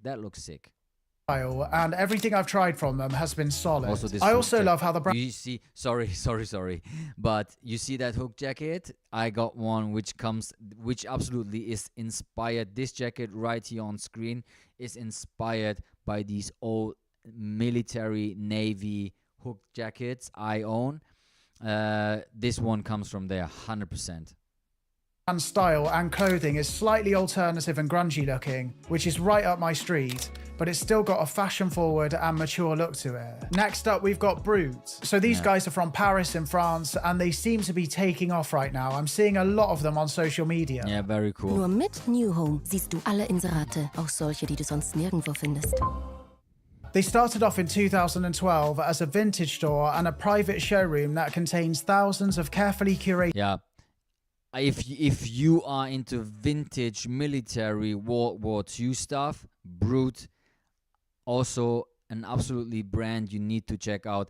They're having their own line, but also like part with vintage stuff. So it's like a hybrid store, hybrid online store, hybrid kind of like idea vintage and new stuff they make out of vintage pieces. So very cool brand from Paris. Vintage pieces for designers to use for research. They then started their own line of clothing in 2020, and that's what I'm going to talk about in this video. So their clothing is based on old military and workwear pieces, and they give those classic designs a more modern look. The military style and the workwear style are very on trend at the moment, so that's why this brand is getting very popular right now. But I don't think there's ever a bad time to pick up these items, well, these types of items, because they're timeless in my opinion. Their clothing is on the pricier side, but it's all made using high quality materials and locally in France, so you have to expect to pay a bit more for that kind of thing. They seem to be a really small team who do a lot of the work themselves, so I think it's really nice to support brands like this. They also have a sister brand 100%. called Universal Surplus, which sells military surplus and vintage workwear pieces,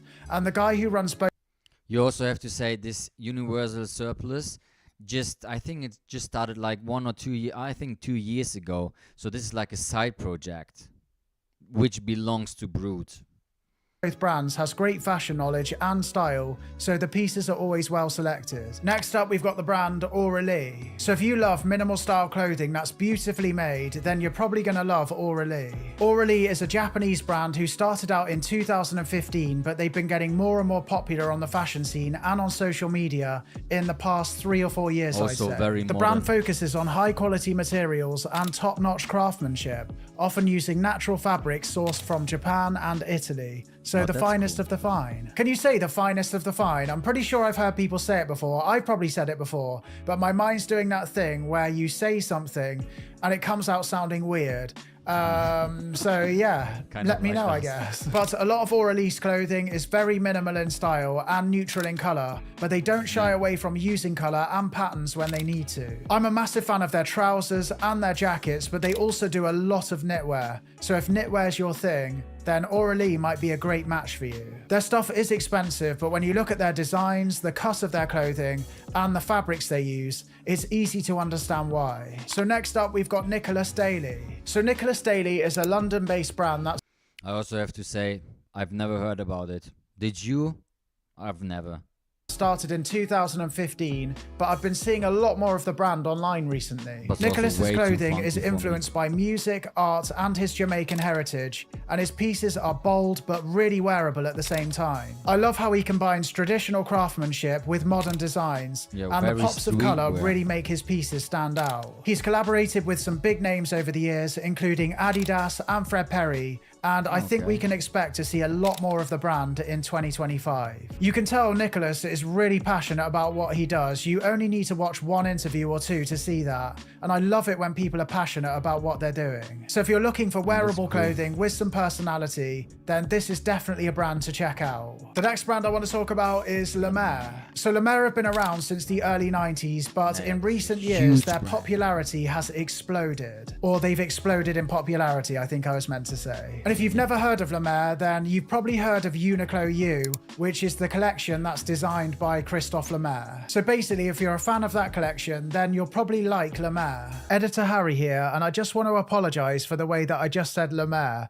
The way I just said it, that Le Maire, makes me feel a bit sick. So I can only imagine what it makes you feel. But yeah, I don't think I say it like that again throughout the rest of the video. So you'll be pleased to hear that, if you even noticed. If you didn't notice, then this is all for nothing. But let's just carry on. At first glance, you might look at the stuff and think it looks basic, but that's kind of the point. The clothing is supposed to be easy to wear for any occasion, and you could easily build up your whole wardrobe of Le Maire pieces alone, if that's your style, of course. But when you look closer, you can see how great the design and the cut of the clothing is, and you can style the pieces in so many different ways. I've seen people put together more grungy looking outfits using Le Maire pieces, and also the old money clean cut styles using Le Maire pieces as well. So their clothing is extremely versatile. And even though the clothing is on the pricier side, it's really well. I think it's a very cool combination. It's not my style at all. I have to be honest, but the way the company itself or the brand itself combines, like it has a lot of military influences with kind of like combination of modern streetwear. It's a cool combination. You don't see that that often, to be honest. Well made. The pieces are extremely useful, so they're going to last you a very long time. So I do think the prices are fair. Next up, I want to talk about Craig Green. So Craig Green is a British, I always struggle to say that word for some reason, but he's a British fashion designer that started his brand in 2012. And I know he's a massive name in the fashion world already, but I still think he's massively underrated. I think his designs are some of the most interesting and unique looking out there. They look like works of art. and I've always been really drawn to his work. And even though some of his stuff might be a bit out there for some people, he has a lot of basic and wearable pieces too.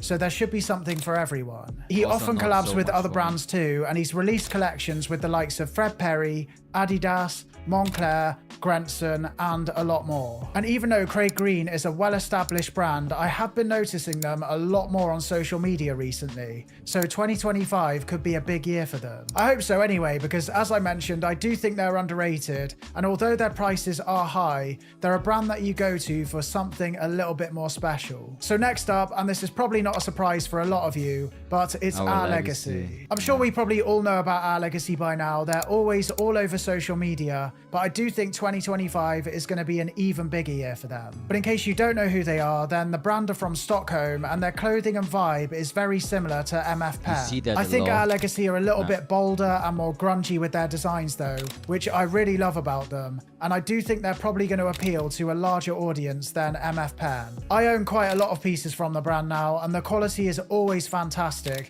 and I'm always excited to see what they're going to do next. And one of my biggest clothing regrets of all time is not buying the brown grizzly jacket when it came out. I've been looking for it secondhand for the longest time, but I've had no luck. But hopefully I'll get my hands on it someday. I think he Or does a my very cool job, arms to be in it. honest. I just want to mention that is actually a cool take how he showcases all these brands in a very cool and smooth way. So very nice made. I'm not the biggest fan of all brands he showed so far, but let's see what else he got for us. So next up, we've got Double RL. So Double RL is Ralph Lauren, or Ralph Lauren, I should say. I can already tell you this is the number one on the list for myself. Absolutely killer brand, as I said. Look at these pieces. I really hope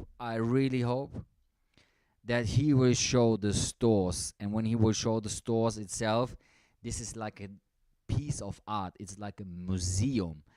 I never had the chance in my life to go to a store. I really want to do that. I hope I can do that in the future, because not only the brand itself, not only the clothes, not only the line they have every year, the stores they putting up, or like, it's crazy. It's crazy. It's like a museum. So if you ever have been to a store, you absolutely know what I mean. And if you never, you have to, like I have to. We really have to go to those stores. Look at this now. I really hope that he shows it. I mean, did I just say the same thing twice? Ralph Lauren. Yeah, that's how you're meant to say it, Ralph apparently. Lauren. But it's his workwear and Americana line. And I do think it's a little bit more fashion forward. Look at this. This is a store. I mean, how in the world can this be a store? This is a museum, man. Insane. Huge fan of Double RL. And not many people actually know that Ralph Lauren has this killer vintage line Than his other lines. And even though Ralph Lauren is such a well-known brand, I feel not many people know about Double RL, even though it's been around since 1993. And I've owned quite a few pieces from them over the years, and the quality and the fit is always fantastic in my opinion. So even though they are expensive, I do think they're worth the price. And just like Brute Archives, this style of clothing is very popular right now, which is why I think we're seeing a lot more of it on social media. Nice. I have to scroll back. But this looks killer. Look, it's very. I mean, it's in colors. It's super nice, coordinated. I don't know who made this. This is not made by Double RL anyway. I don't like the shoes at all to this fit. It should be like in hardcore worker boot, absolutely almost falling apart. And then you have these killer chinos with kind of like this distressed feel to it. The belt should be a brown one in my taste. I don't know if this is brown, to be honest. No, it's not brown. The jacket is super nice. Yeah, very nice colors indeed. Why I think we're seeing a lot more of it on social media. And I do think we're going to see even more in 2025. But one thing I've got to say to Ralph. I have to say, this is absolutely sorry, Harris, but 2025, this brand is there, as you said, like from the 90s, and it has never been gone. I think there is not a year where you can say this brand is high in demand. It's always high in demand. It will be always. If the RL team will continue to put out this killer collection every year, this brand will stay for the next 100 years or even longer. One of the best brands worldwide, honestly. Ralph. So Ralph, if you're watching this, can you please get some models to wear the clothing in the RL section on your website? I hate it when brands don't have models wearing the clothing on their website because it makes online shopping even more difficult. And actually, while I've got you, Ralph, when I'm on your website on my phone, none of the images load. So I'm not sure if it's just my phone, but if it's happening to everyone, then you're probably losing out on a lot of money there. Just thought I'd give you a heads up. Next up, we've got Capital. Wow. So Capital have been one of my favorite brands for a long time now. Another brand. We also talked about them, funny enough, in one of our live streams before, where we had a look at a few brands, and RL and Capital Japan have been on my list as well. And I don't think it's also a brand which you can say high in demand 2025. Capital, also an absolutely amazing and out of the world brand. They're doing completely different, in my opinion, to RL. Way more hippie related. The influence from 40s, 50s, 60s, 70s, 80s, 20,000s, like all these years, completely different. But the mix they coming up with every year is crazy. Pattern, colors, shapes, wild stuff. And they still are. The brand are from Japan, and their style is Americana with a Japanese twist, which is a really great combination if you ask me. Wow, a lot of their stuff is very playful and colourful, which isn't really my style, but they do have a lot of stuff I like as well. This is what I say, very playful and colourful with the smileys. These smileys turning up on almost every piece. I got these smiley heel socks, a few pieces, caps, bandanas from Capital, sweaters, t-shirts. The quality is amazing and out of the world, but also a very, very high price brand. I've talked about these guys quite a lot on the channel already, so I won't talk about them much here, but I've had a lot from them, and the quality is always... I also mentioned that this Century Denim collection they did, these pants and these jacket were dyed in the river with wood, with mud. So if you want to know and learn about this brand a little bit more, then you really need to check out my long live stream I did, where I covered all my favorite brands, and Capital is one of them. So I dig way more into the brand itself, how the process of the brand is, and all of the other brands. A way longer list than this video, so you really need to check this out on my channel. Absolutely must watch. Excellent. Their stuff can be a little bit hard to get hold of here in the UK, but Mr. Porter stock it, and also Liberty, so I'll leave both linked. Sorry for stopping so much, but Capital is choosing the stores they want to sell. They choosing. And I can tell you, they're not choosing many stores. They also have their own stores, very important. So they're kind of like picky what country, what city, what other brands are in the store. We want to be with that brand in the store as well. So you don't see it that often.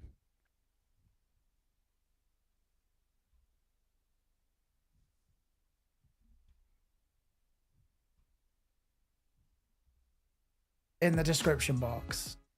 I've got so many more brands that I want to talk about, but my voice gets worn out so easily. It's so annoying. It's probably because I shout at the camera. But yeah, I'm going to have to end this one here. If you do want a part 2 and enough people want it, then in the words of Patrick Stewart, I will make it so. Please do like and subscribe if you enjoyed this one. Thank you so much for watching, and over and out. See you later. It's almost absolutely like, cool. I think it's the thrill of the find. You can really tell that secondhand. Wait.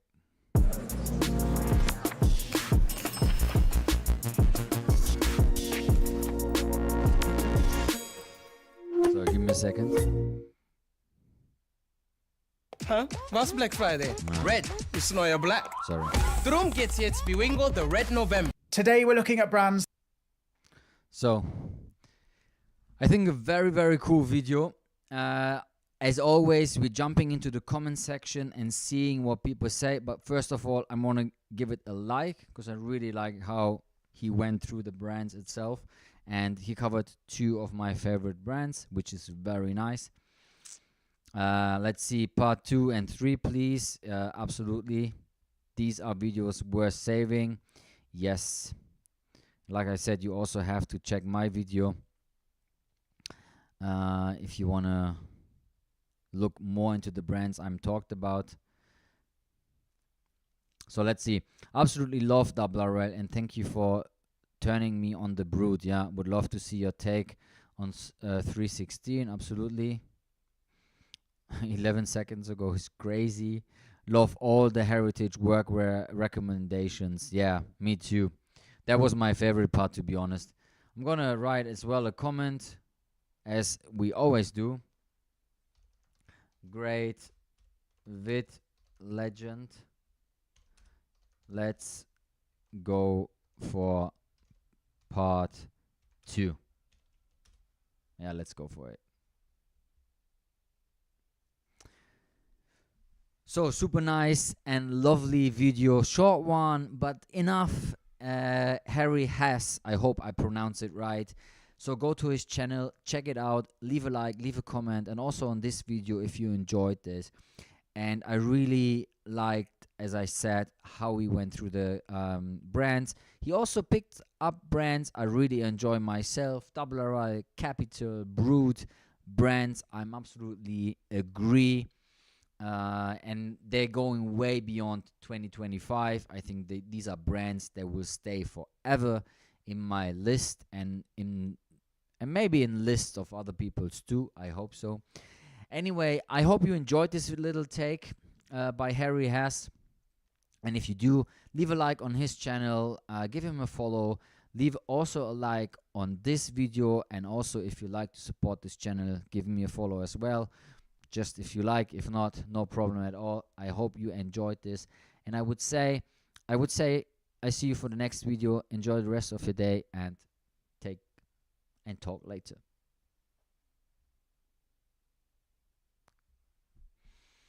Yeah, cool. So at least we got one reaction in for the people who are not joining the live streams. Yeah, I like it. I like what brands he covered. Also for the people here in the live chat, if you want to check it out, I made this video, which is here.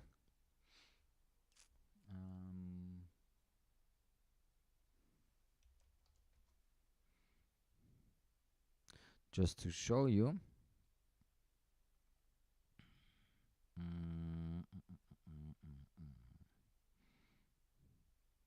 Where is it? Yeah. Then we go on playlist. No, where is it? Oh, live. That's a cool thumbnail right here at the moment from the live stream. Where is it? Here. Vintage style, special brand edition, everything you always wanted to know. Yeah. 2 hours full of brand overload. Yeah. Very, very nice. So, some music again. It's Christmas Eve. Okay, give me a second.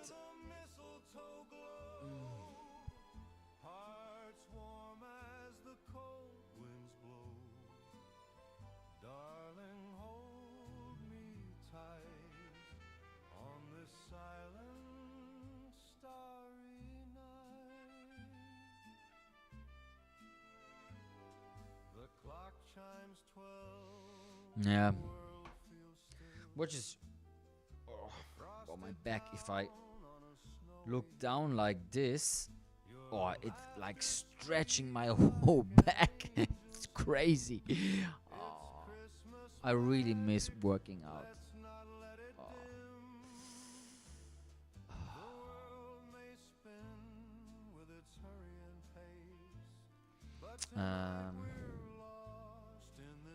Let me check this for a second. Give me just a minute. Sorry. How can I go into this?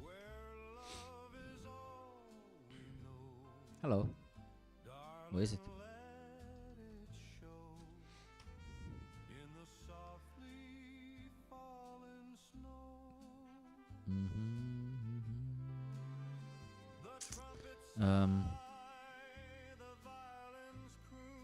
Sorry, where is it now?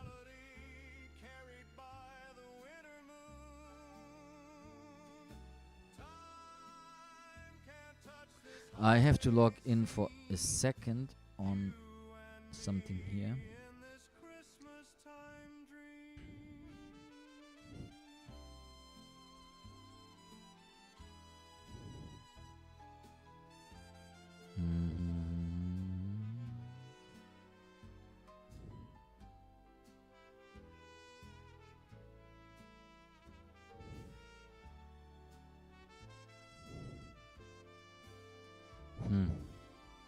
That's so weird. Sorry.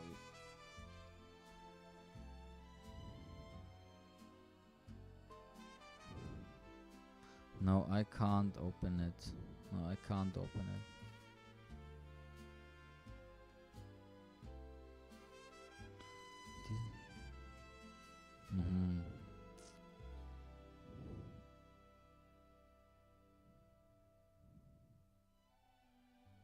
Yeah, I can't open it. I wish I could. Okay. But it's not working and I have no clue why. Hey, I made a channel and last time it worked. It doesn't work now. Yeah, this is so annoying. Someone in the world has to explain this to me, man. How are your workouts going with the back pain? You know, Max, it's very difficult as I'm also not posting any workouts to my Instagram stories. That means that I actually don't work out. To be honest, I haven't worked out for 2 weeks now, and which is crazy for me because usually I work out like 3 or 4 times, at least 3 times a week. Sometimes, you know, just like when I'm just doing push-ups or something. So today I had to film a part of a movie I'm filming.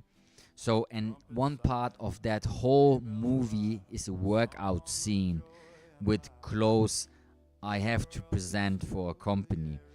And yeah, so I had to film that this weekend, and unfortunately my back is hurting like crazy, but the part had to be filmed. So this morning I went the first time after 2 weeks to do a workout, which I did.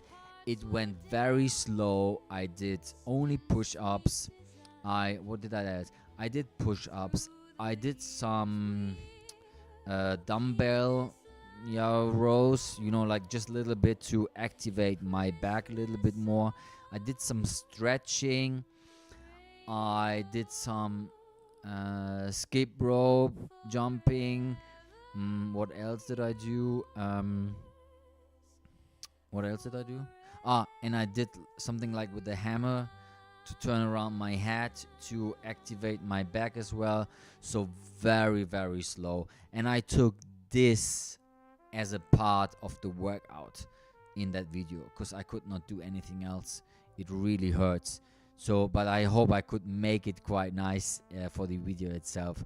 I'm absolutely looking so much forward to post this video to my socials. This is gonna be, I'm saying this is going to be probably one of the nicest ones I did so far.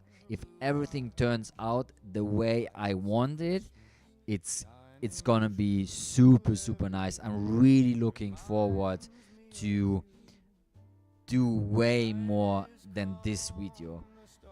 The thing is, I'm absolutely obsessed lately with way more documenting than producing stuff. I will tell you in a second what it means. Okay, that sucks. Hope you are gonna get rid of that soon. I'm sure the workout in the video will still look great. Yeah, I hope so too. Because my idea, you know, Max, is to also to the people who are watching right now. Everything here in that live stream is live, is real, is no editing.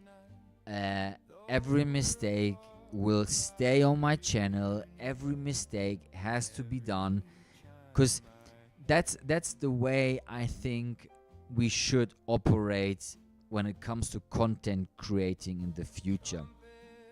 What I mean by that is because AI is taking so much how can I say that AI is already everywhere we're looking. At the moment, we are not able to tell which stuff is AI or not. There are influences on the internet made by real people, made AI on the internet, social media accounts, and they have millions of followers, and they're working with brands, with like high-end brands together, and these people are all fake. Are fake in the world like AI fake.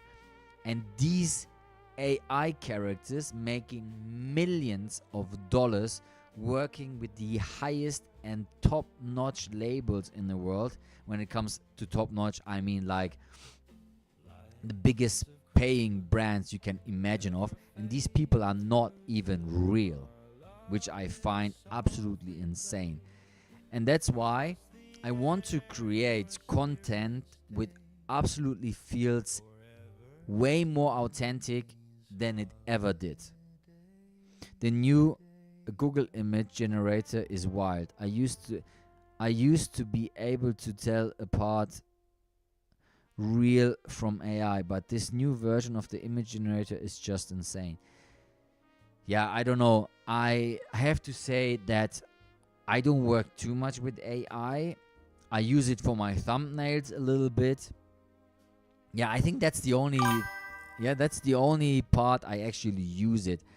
I kind of like have, you know, like if I do the thumbnails for my YouTube videos, I use images out of the YouTube video or live stream, and then I maybe, if I want to change the background, I'm gonna use AI to do that for me. So the process itself is way faster than I would paint it myself, 100%. That's the only way I can actually want it. I want to use it at the moment. At the moment, because I'm not knowing what will happen in the future. So I'm gonna tell you why I'm saying that, because in the future, and especially for next year, I'm trying to make movies and not videos. And when I say movies, because I want to make you feel to be a part of me in that movie. You can like literally be part of it. You see everything.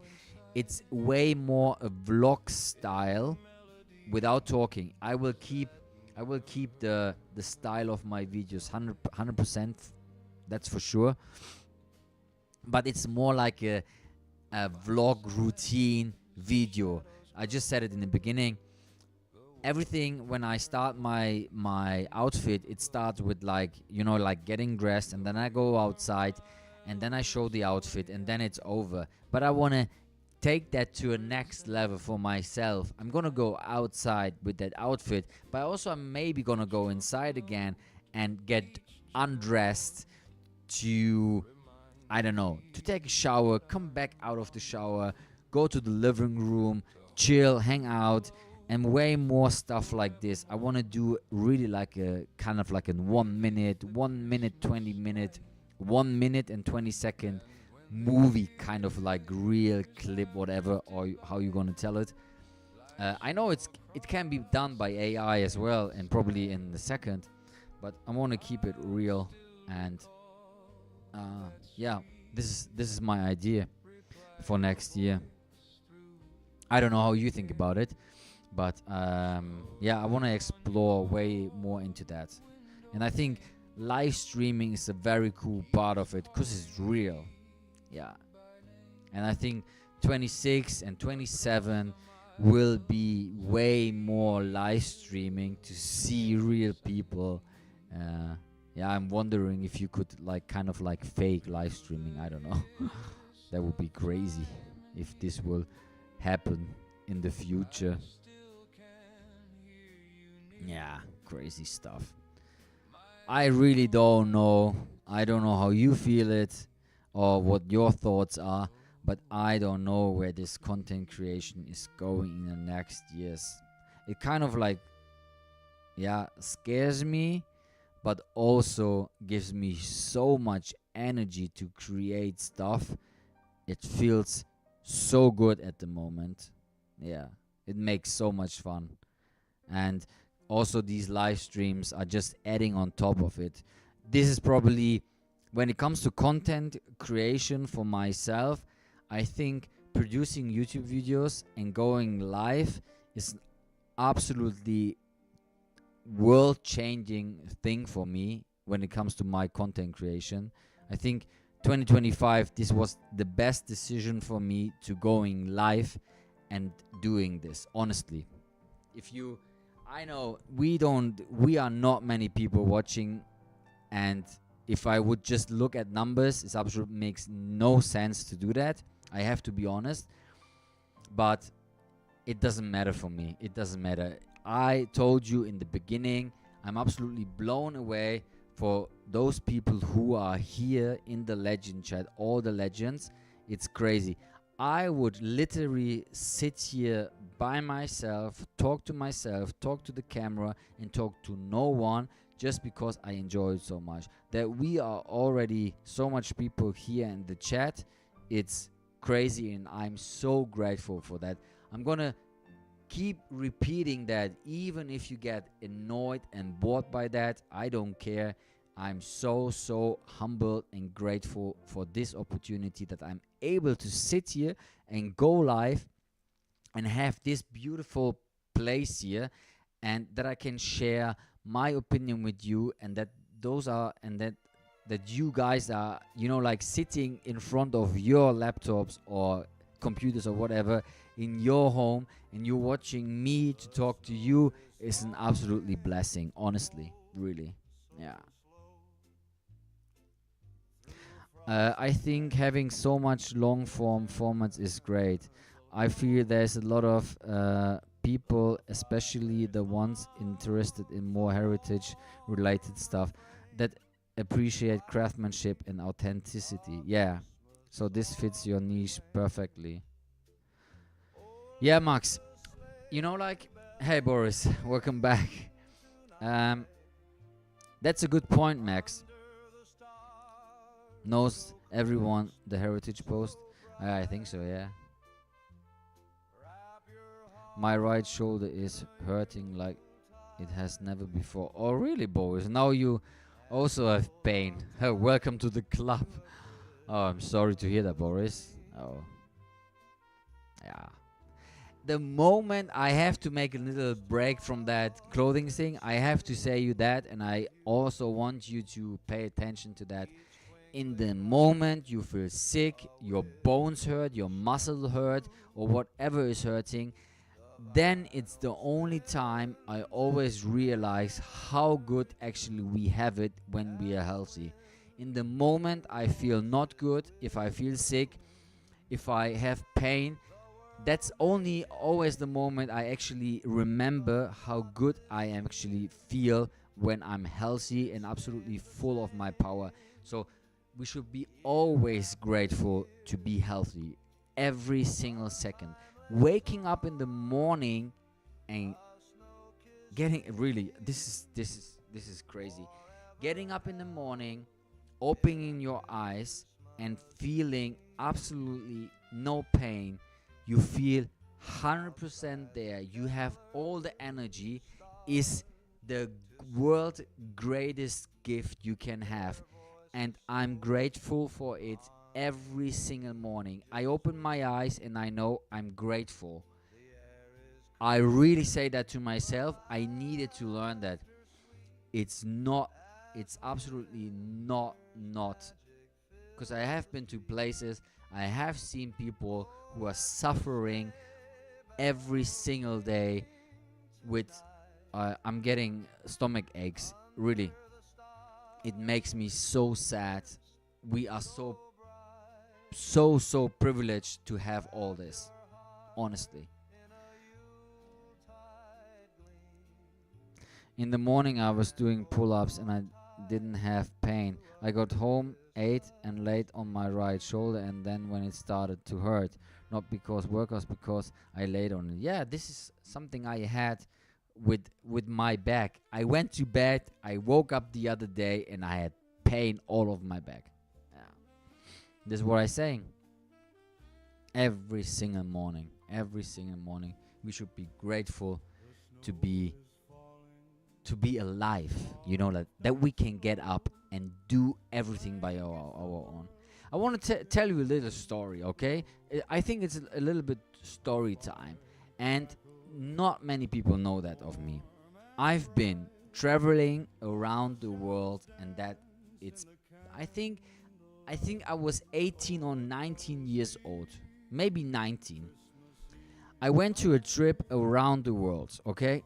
Around the world means really around the world. I started, of course I started in my hometown. At that time I was living in Münster in Germany with my mom, still at my mom's place.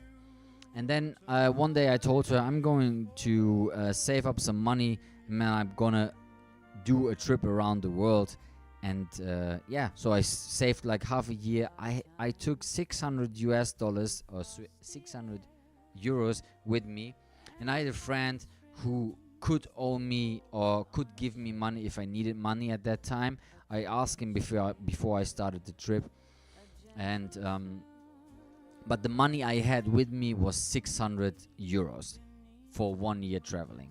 That was all, because I wanted to do a low budget trip. So I had a rucksack with some stuff in it, and then I took off and traveled around the world. I had all flight books. I had like 6 flight booked. I'm gonna show you that actually. Just sorry, this is completely completely random now, but I'm gonna show you anyway.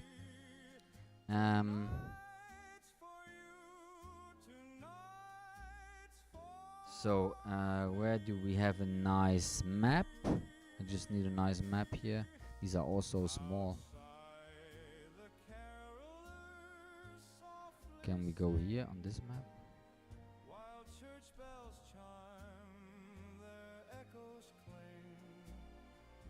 Is that crazy? Okay, anyway, I'm gonna take this map because this is the biggest one I could find. So I haven't been to Russia, so no problem that my cam is in the way. Yeah, so the fact is, now I open the fridge with my right hand because I forgot about my shoulder and the pain was a lot. Oh, Sam. Oh, so sorry, Boris.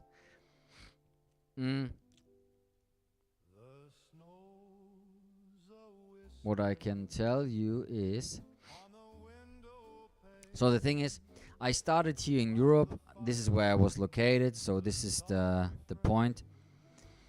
And so I started in Europe. I flew to London at that time, and from London I hope I can remember it. From London, actually. Yeah, I think I'm right. I flew from London to Australia. So I went to Australia to the East Coast here.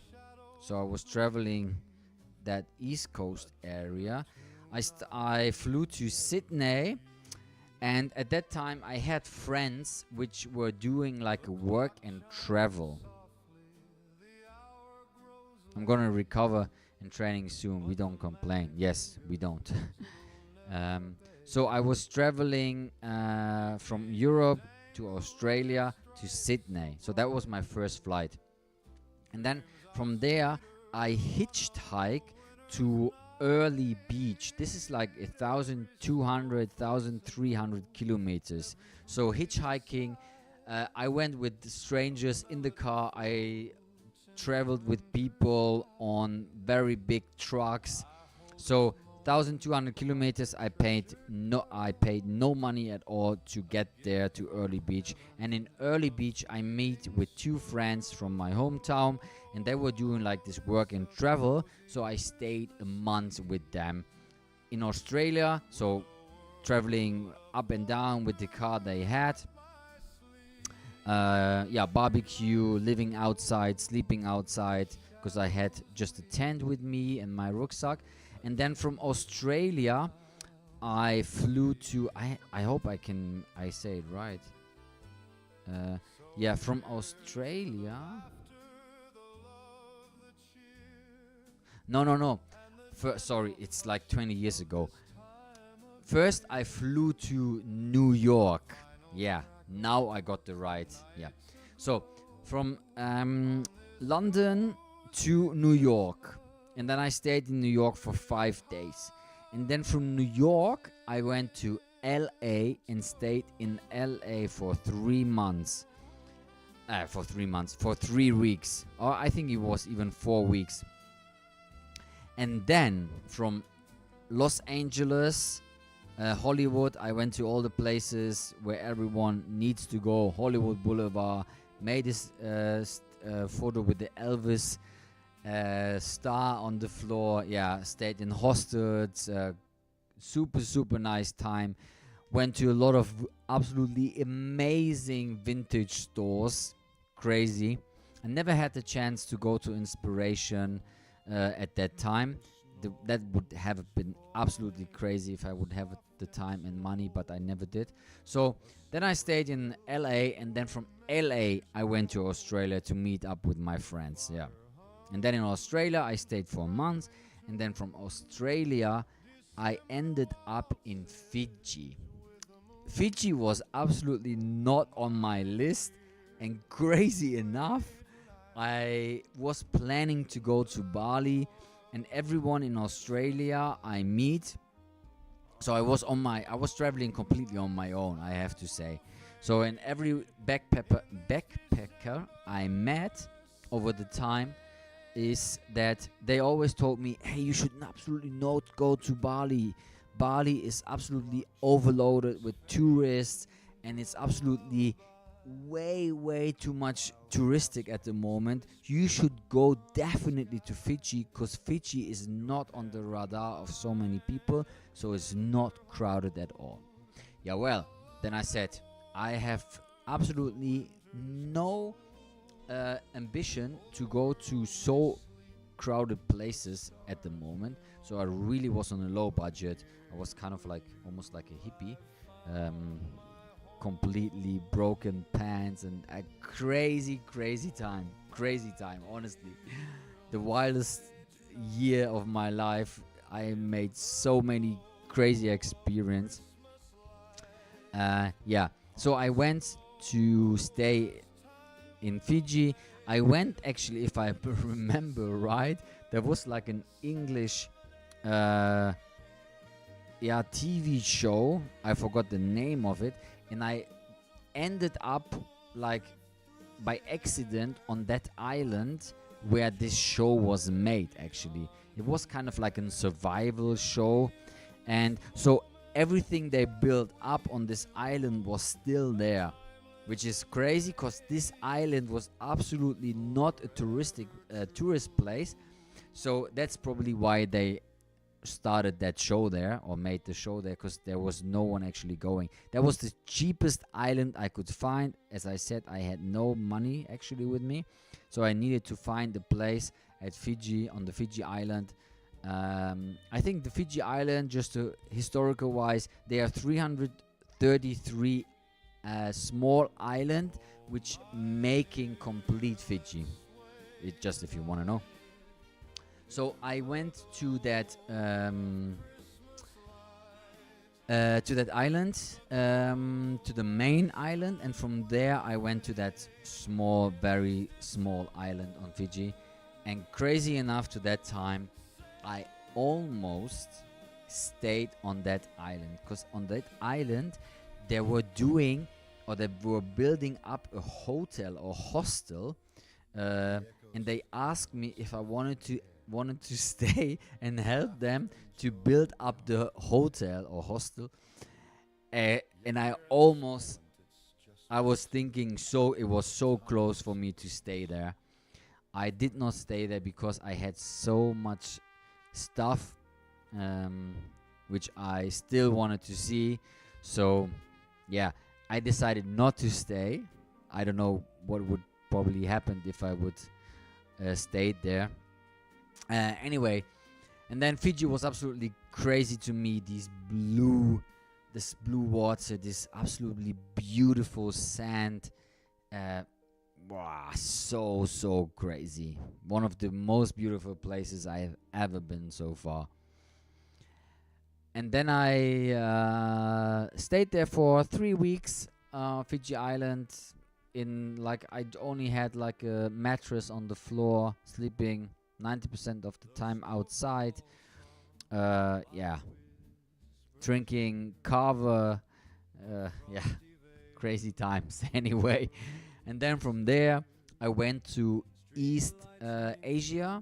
So I went to places like Singapore, Malaysia, Thailand, and Laos. These were the places I've been. Thailand, still one of the craziest places I ever visited in my lifetime when it comes to vintage fashion. I have seen stores in the world, you will never ever see stores like this. Crazy. Honestly, crazy. The vintage scene in Thailand is a completely different world compared to Europe and America. I mean, all these countries and continents have different approach on vintage, but I think Thailand is still, if not the craziest place when it comes to vintage, what I have seen. They have killer stuff. Yeah, and then I went to Asia, and then I wanted to go back, and then to close the story, and why we always should be grateful that we are alive and that we can get up in the morning, even though if we have back pain or shoulder pain than Boris has. I went to Bangkok, where I had to fly back to this is so wild. When I had to fly back to London and then to Cologne, the people who have been there and been closest friend of mine, and also my mom knows, I've been to the airport in Bangkok, and in Bangkok on the airport, I tell you, it has been my wildest nightmare when it comes to being healthy or not. I went to this airport. I don't know if you have been to Bangkok airport, but it's absolutely massive and so loud airport, crowded with millions of people traveling there. And before I went to the airport, I said, okay, I need to get some food. And there was a place where I always went in Bangkok to have some food where I was staying. And I went there, and I had some, if I remember right, some noodles or something, you know, like fried noodles with chicken. Hey, okay, I ate that, and in the moment I got into the car, I went into that car, sat down, and I told the driver, please, can you drive me to the airport? This is my destination. I need to go to the airport because I'm gonna need to fly back home. And I tell you, in that moment when I said I'm flying back home, I don't know if my body and my whole mental health went to zero, because I knew I'm going back home, the trip is over, 1 year of traveling just passed by, and I felt like my body needs a reset. Always like 100%, always like kind of like almost survival mode, because I was trying to survive. Low budget trip, eating food I never ate before, going to places I've never went to before, staying at places I can tell you I can make a 5-hour stream out of this if you want, or a 10-hour stream. I have stories out of the world. Honestly, this is, if I would have the chance to talk to all these people I met even after the trip, they can all tell you how crazy this was. I met so many wild people, and I made so many crazy experiences over this year. Anyway, in the moment I told the driver I need to go back home, please bring me to the airport, my whole system went to zero, and I knew in that second I'm absolutely sick. I was so sick in that moment. I felt cold. I was sweating. I thought like, okay, I have to throw up. Everything in my body needs to go out. And I was sitting in that it will be good to share your stories. Yeah, I'm sharing that. I don't know if you can come, if you're following, but anyway, the story is almost over. So I felt my body is going like to zero, and in my head I was like, I have to fly back 18 hours now to my home place, and I thought I will never ever make this back home alive. Really, I felt I literally dying. This is no joke. I was I was lying on the airport, in the middle of the airport in Bangkok, looking at the ceiling. I remember that. And everyone was walking around me. I had no power at all to walk anymore. I had to lie on this cold floor because that was the only place where actually it was cold. I was so like warm, and wait. So I felt cold and warm, like I said, everything in one place. I'm same like you said, 5 hours streaming. Yeah. Kind of. We're already in for 2 hours and 30 minutes. So, and then laying on that floor, and I absolutely had no idea how I should survive this 18-hour flight back home. Anyway, I got into that flight. I wanted to get into that flight, and because I was so sick, I missed my flight. I missed my flight in Thailand. Sick as hell, 39 degrees or almost 40 degrees Celsius, my body working like hell to get this whatever it was out of me.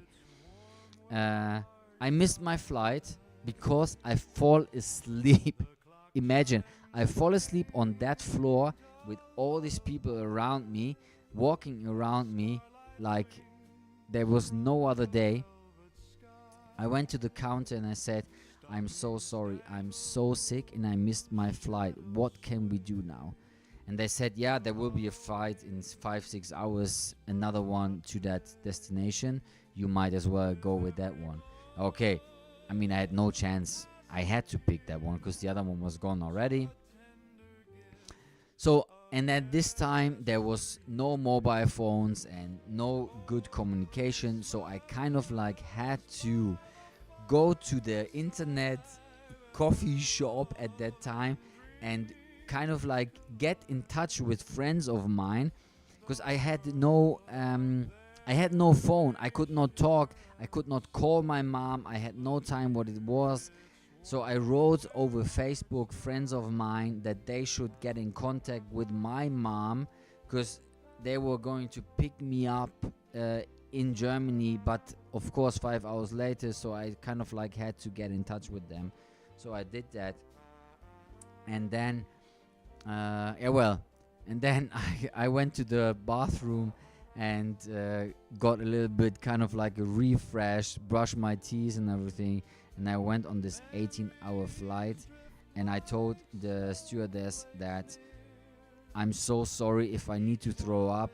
I'm absolutely already saying that, and please, if there is any chance in the world to get me a different seat with no people around me, that would be absolutely crazy. Hey, they just put me first class. So they put me like in the beginning of the first class. I had no one with me, and then I had 18 hours like shaking, towels around me, and crazy. And I got picked up in Germany. Then I was brought back home, and then of course I've been away for a year, and then I had a big surprise party at my place. So all my friends came to my mom's place where I was still living, and they did a huge surprise party. And I remember I had a room like this, so very small, and there were like, I don't know, 8, 9 or 10 people in it. And as it was so small, I was so sick, I fall asleep with all these people in the room. Did not care at all, and I slept until the next day. I did not even wake up anymore. My mom thought like probably that's it. So I did not wake up until the next morning, and I woke up and I told my mom, hey, I don't know what's going on, but I still feel so sick than the 2 days before. Nothing changed. I need to see the doctor. This is something so crazy. I mean, for 3 days and not feeling at all better, there is something completely going wrong in my body. So I went to see the doctor. I went to the doctor. I had no appointment. I said, you need to check everything you can check, please, because I've been sick for the last 3 days, and I'm coming back from a trip around the world. I'm just coming straight out of Thailand, so I don't know what I have, but you need to please have a look at me. He straight away said, you look like terrible as hell. I'm gonna do everything. I went back home. I think like 2 or 3 hours later, they called my mom and they said, please, I need to go to the hospital, like emergency right now. There's no more minutes without hospital for me. And I said, okay, now it's over. If my doctor says I need to go to the hospital like this, because he was always on the side like, we're gonna fix that, no problem. You're just a little bit sick, no problem. I give you this and this, just a little bit more vitamin C. No, you get better. He told me, you need to go to the hospital right now, and I want you to go right now. Okay, I went to the hospital. They put me in a room alone. No one had any clue what I had. I stayed in that hospital for, I think it was 11 days. And I can tell you, 11 days later, they still had no clue what I actually had. Can you believe that? They did all tests with me, all blood tests.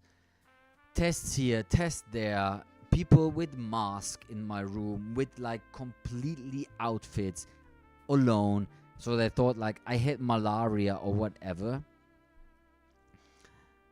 They did every blood test I think you can imagine, because every medicine they actually gave me, I was not feeling better, not at all. Imagine having 93 degrees temperature, or sometimes even 40 temperature in a hospital, and they don't know what you have for 10 days is crazy. They could not fix it. They really could not fix it. And then all of a sudden, day 11, I wake up in the morning and I completely don't have any symptoms anymore. Like in one day, the night before, feeling sick as hell, 8 hours later, or I don't know how many hours, it could be also 9 or 10 hours later, I'm waking up and saying to the doctor, hey, you know what? I feel better. This is so crazy. This is almost falling from this chair. This is so crazy. And I can tell you, I went to my doctor, who actually sent me to hospital, and I had to kind of like an after treatment and after talk. I don't know how to say that. And I asked him, hey, you got all these papers from the how you say that? From the hospital. Can you tell me what I had? And he said, no, I can't, because they could not find it out. They did not find out what I had. I don't know what I had. I really don't have what I had. I still don't know to yet.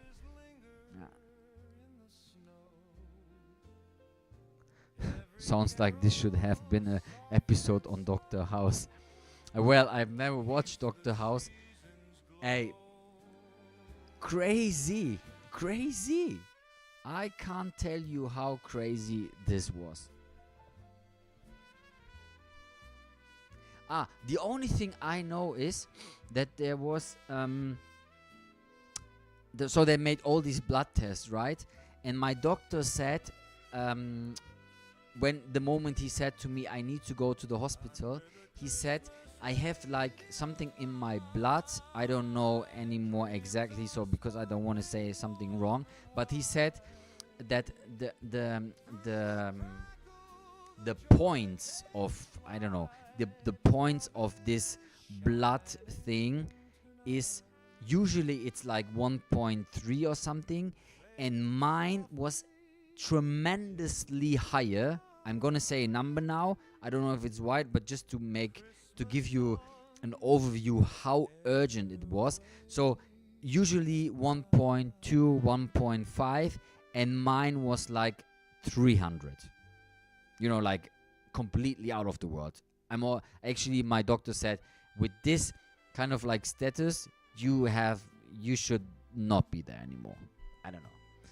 Anyway, just to give you a kind of like an idea how urgent it was. Yeah. Sick. Crazy. This is absolutely the wildest story. You are the guys. The legend chat is, I think I never talked about it online about this. And all on my trip, the craziest thing and probably the best thing when it comes to how I shaped my life and how I actually got that person I'm today. I think in this 1 year trip, everything for me changed. If I tell you, this is another wild story, and you won't believe me in any word. I wish my mom could write into this chat. she can't. This is crazy. This is crazy now.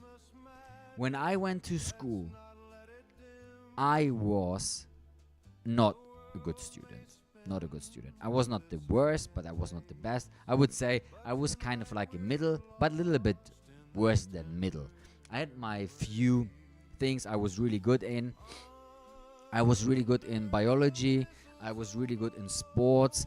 I was really good in biology and sport, was probably my two main course I was really good in.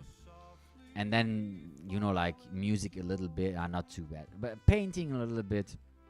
Anyway, and one of the worst, I don't know how do you say that actually, Fächer. School, wait.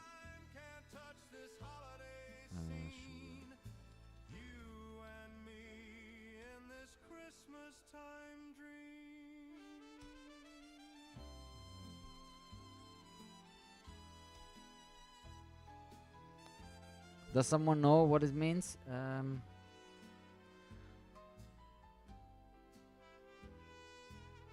Sorry.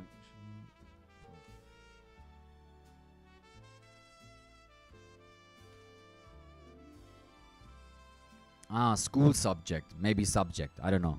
Might be subject. One of the worst ones I had in school was surprisingly English.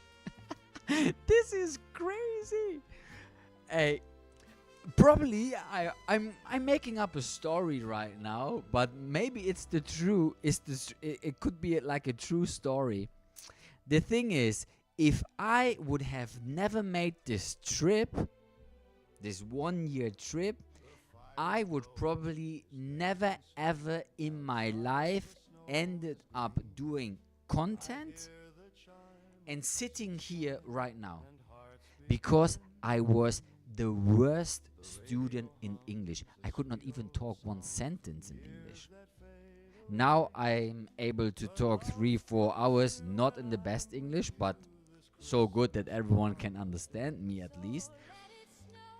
In that 1 year, I went to school 13 years. I did my diploma and everything you can do. I did everything of that. And the only thing really I learned when I was out of school, I said, if I'm going to do that around the world trip, the number one thing for me is I need to learn English. And that was my first goal. So everywhere I went, I asked everyone, how do you say that? I told you I traveled on my own, right? So I traveled alone.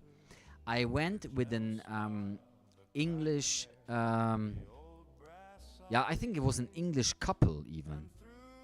I can't remember if they were English, like from England. They spoke English like fluent and absolutely perfect. I traveled with them for 3 weeks. And of course, on my whole trip, there was only people speaking English. Of course, I had to speak. But I traveled with them for 3 weeks, and I asked them every single word. How do you say that? Why is it this? Why this, that, this, and that? I think I annoyed them asking all that.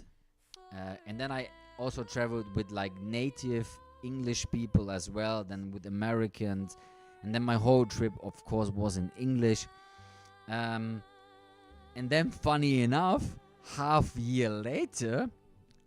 only half year later, I'm ending up in Laos on an organic farm. It was really organic farm. I don't know. I think they're even on the internet. Organic farm, Laos.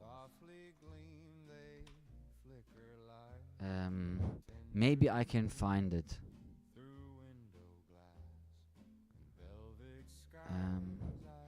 I know that they were building up houses.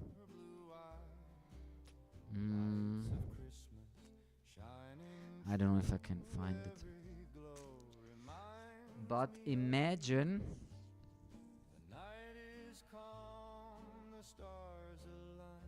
Was it Laos? I think it was Laos, yeah, something like this. You know, like it was a farm like this. So my farm where I went was also at the river, so it might be even this one. I can't remember the name. Yeah, and all these rice fields. This is what I did as well. Anyway, so half a year later, Richie speaking the worst English on the whole planet. What a story, like from a movie. It's not over, Boris. It gets even better and even more crazy. Okay, so me at this organic farm in Laos. So I've been already traveling half a year. The worst English in the world when I started my trip.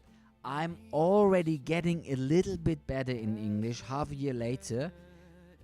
That farm, I'm ending up on that farm I just showed you. Maybe it's this farm, I don't know. But on a farm like this.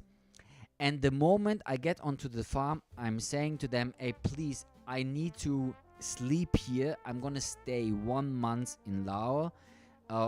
Even 1 month and let's say 5 weeks. I'm going to stay here in Laos and I want to stay at the place where I can live, eat and everything else. Can I stay on this farm with you guys? I have a tent with me. That's the only thing I have. I don't want to sleep in your rooms. I please just want to sleep on your territory, on your place here. Somewhere I'm just going to put up my tent. I'm going to leave you alone.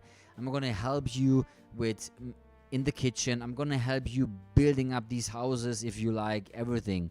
And they said, okay, you can do that. Now the problem comes. The problem is that they said to me, as we are an organization and we are like, we need people on tourists to come to our place so we can survive and earn money from the tourists, we need to ask you to pay for the food. Okay. I thought 1 month me paying for that food, I have no money at all in 1 month if I'm gonna pay for that food. And I told them, I'm so sorry, I can't pay for that food. I have no money to do that because I'm on absolutely low budget. And I told them the story I was going into. Funny enough and crazy enough, right now at that moment, talking to the owner of that farm, the cooking chef is sitting right next to me at the table, and she was listening to that story, saying no word at all in that conversation. I was talking to that guy for an hour. I was really saying, I can do that, and please, I need your help. I was almost like begging to stay here. And then in the end, he said, okay, I don't know how you're going to do it, but the only thing I can offer you is like, you can stay on that farm and you can do whatever you want, but no food for you. Okay, so what I'm gonna do, I'm building up my tent. This lady comes up to me, I don't know, 50 years old or whatever, like 3 times older than me at this moment, and she told me, you know what, I'm the cooking chef of this farm and I'm deciding who is eating or not. And if you have no money and all the stuff you told you want to do, listen, she with her worst English and still with my very bad English as well, we kind of like connected in the moment. And I tell you, that month, I don't know how she did it. Maybe the owner even knew it, but I had food for 1 month. I had 1 meal a day at this time from her, and everything else, if I needed food, I kind of like found ways to eat. every morning she brought me food, and that for free. I'm so grateful for that, and on my trip there was way more stuff like this. So, and then 4 days later, the owner of this farm comes up to me and says, hey, listen, we have a project with school boys and girls from the next village here, just like a few minutes ago, and we actually launched a project which helps these people, or these childs, or kids, because they were like 6 to 19 or 20 years. They all coming after school to our farm, and we are helping them to kind of like have a better life after school, because they really have problems at home. They have no homes, maybe even. And we, with our farm, we giving English lessons, and we also doing sport activities with them. And I told them, hey, you just found the perfect guy for that. I'm gonna do an everyday sport day for them. And I told him, because at that time I had like a sport diploma, and I knew how to make very cool sport programs for every kind of age at that time. And I told them, I'm gonna do that every day with them when they come from school to your farm, and I'm gonna do everything with them. Every sport you want, I can do. And they said, hey, that's perfect. This is crazy. This is like, you are kind of like, we were waiting for you. No, I don't have connection to that farm, but years later I connected with one of the guys who I was traveling with. Just in a second, the story gets even wilder. This is only one story. And so I was making that every day, and you know what? I had to talk English to them. And these kids were going to English classes in the evening, also organized by that farm. So the people who are working on that farm went to the English lesson with these kids after they did all this program with them in the evening. And they asked me, because they heard how I was talking English, hey, can you not take over the English lesson class in the evening? Because it feels like kind of like your English is kind of like perfect to teach them. Listen, I came from school saying like 3 or 5 sentences in a row without saying I, O, and they asking me if I can teach them English. Crazy. Never in that world I would ever think about teaching someone to talk English, coming from school and having the worst diploma in English.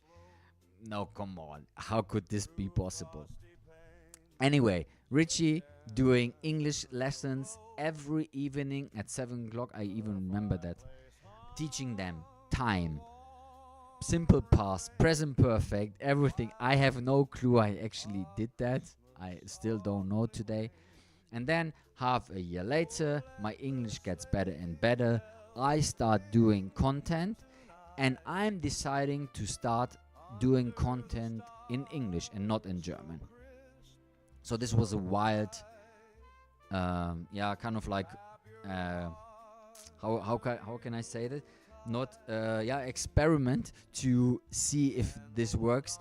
And I kind of like stayed with my content in English. So actually, I don't know if you know, but I'm German, or actually Romanian. I grew up in Germany, and English is not how you probably noticed, it's not my first language, not my mother language. And that's why I actually ended up doing content in English. And this is only one story. This is crazy. Yeah, that's why I'm talking English. And in 1 year I learned so much English than I did in a 13 years 13 years of school in 1 year. I learned, I don't know, 20,000 times more than in 13 years in English at school. Yeah, so, wow, that was a long talk. I don't know if you fall asleep, but maybe you did. No, funny enough, I only speak Hungarian, to be honest. Yeah. Because my mom is Hungarian, my father is Romanian, and we were talking Hungarian at home. And German, of course, yeah. But I had to learn German when I went to school. Yeah, wild. It's a wild story, legends. Hey, I really have to go to the toilet. Give me a few seconds, okay? I'm right back.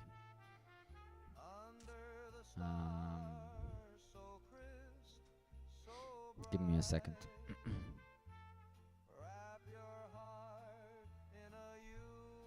Right back.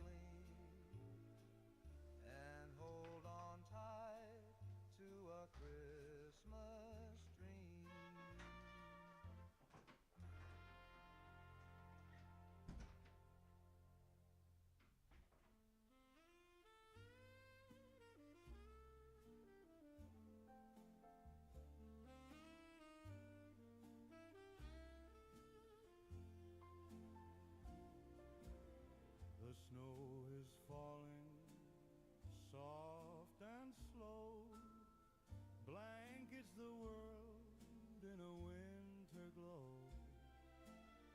A fire crackles, warm and bright, while shadows dance in the candlelight. Oh, a cozy Christmas Eve, my dear, with love so near and heart sincere. The world may spin, but let it be. Tonight's for you, tonight's for me.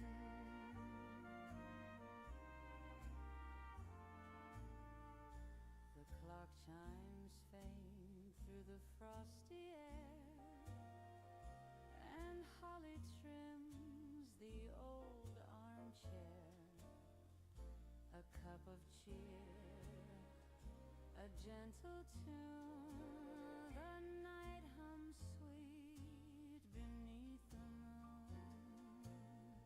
Stockings hung with a careful hand, dreams unfolding as if they'd been planned. Oh, a cozy Christmas Eve, my dear, with love so near and heart sincere.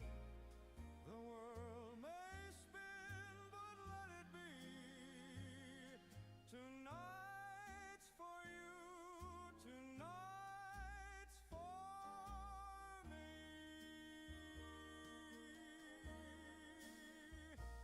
Outside the carolers softly sing, while church bells chime, their echoes cling. Each note a wish, a promise new, that Christmas brings its joy to you.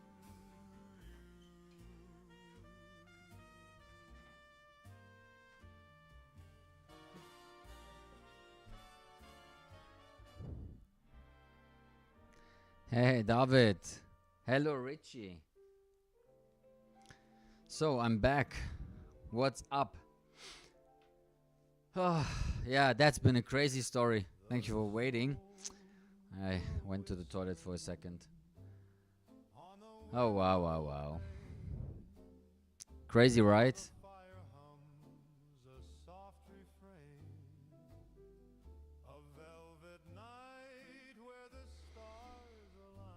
Oh, well.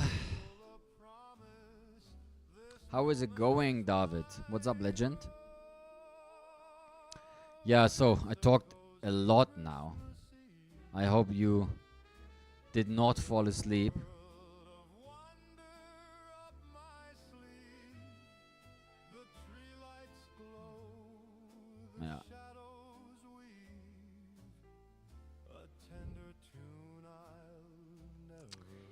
Yeah.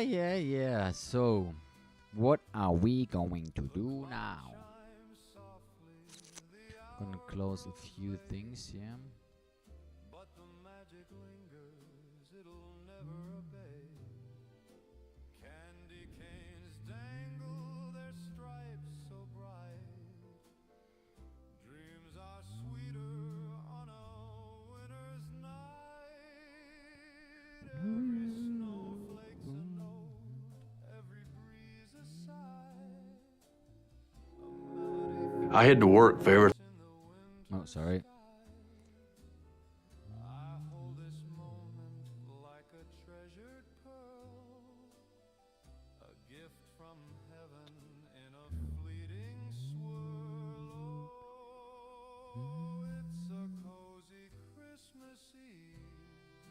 I don't know what is this actually here.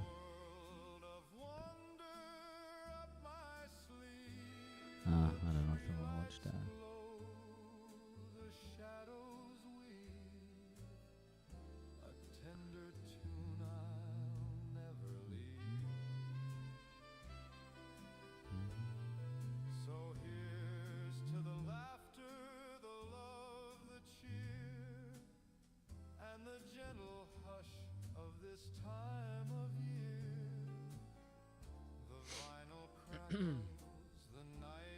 So, what are we going to watch?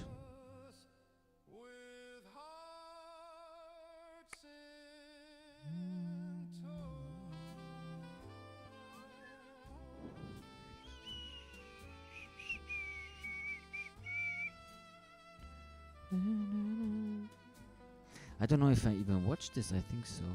Nah.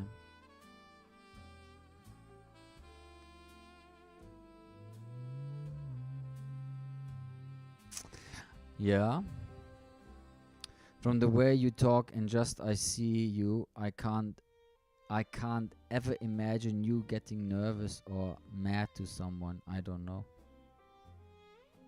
From the way you talk and just I see you, I can't ever imagine you getting nervous or mad to someone. I don't know. But why do you say that, Boris? Did I mention that I'm getting mad? Or why do you say that? What I can say, absolutely, I'm so strict with myself that it almost, yeah, it kind of like, how can I say that? It can't. Sometimes it really holds me back. I mean, you look so nice to everybody. I don't know if I don't know. I don't know. I just feel that being real is king.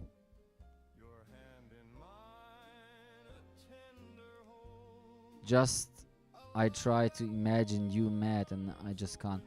I'm very strict, as I said. I'm very strict with myself. What might sometimes lead to being mad to someone else because I'm mad to myself, if you know what I mean. You know, I had to learn that, and I told you as well what is happening here.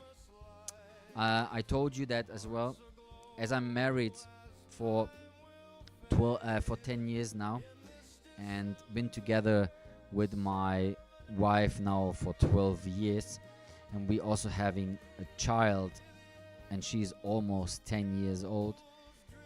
I had to learn, and that I had to learn it a very hard way as well, and I think I'm still doing it, and it's a big learning for myself that there have been times in my life where I have been super mad at people and for no reason. And still today, it's not that easy for me to understand. I'm trying to focus and trying to understand myself way better. That means if I've been mad at someone, I've been mad because I could not handle myself. It has nothing to do with the other person. It's always on you first. So if you are insecure, if you are jealous, if you are whatever it is, it's because of you. It's because of you. If you are jealous of someone, then you need to ask yourself why you are jealous. Not because the other one is the problem. You are the problem. Hey, how are you guys? Hey, what's up? Good to see you, legend. This is how I feel, Boris. I don't know if you know my take, you know? If you understand what I'm saying. I don't know if it makes sense. If I see someone doing something weird or I feel it's weird, then it's just because I don't have it, I want it, you know, being like, I'm just trying to explain it. This is not the way I feel. But I had to understand to look way too more to myself in first place to understand the other person way better. You know, like being mad at someone might be okay.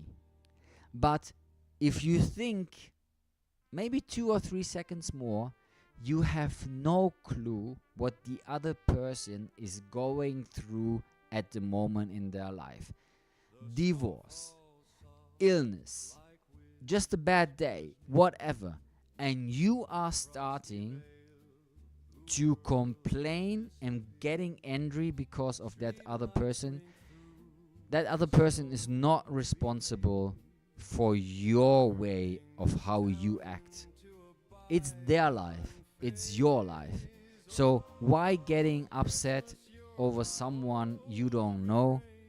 First of all, talk to yourself and try to be with you first. And then maybe everything just, you know, like just explains by itself. That person has a life and you have one life. So live your life and leave that person also alone. I had to understand that, and I'm still trying to understand that. It's not that easy. Believe me, it's a long process, and I could not do it in one day. I needed to understand that, but I'm doing way better. I'm doing way better. Yeah, 100%. Boy, is that bright. Yeah. I don't know if you know what I mean, Boris.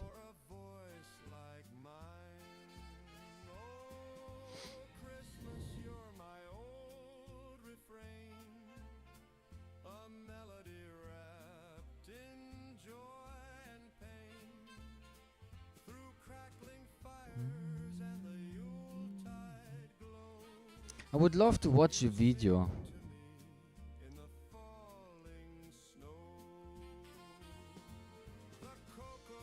I think I gonna jump into this one here. Why not?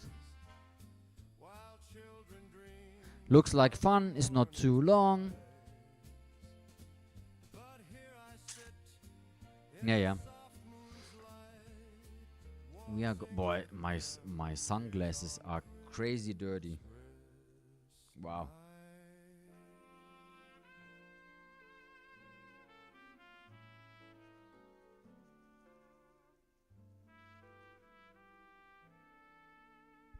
Boy, is that dirty. Can you see that on camera, actually? It's crazy.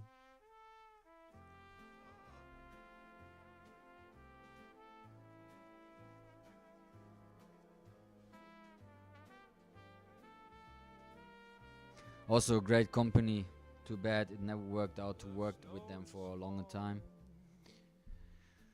Yeah, sad. They're doing absolutely great glasses, sunglasses.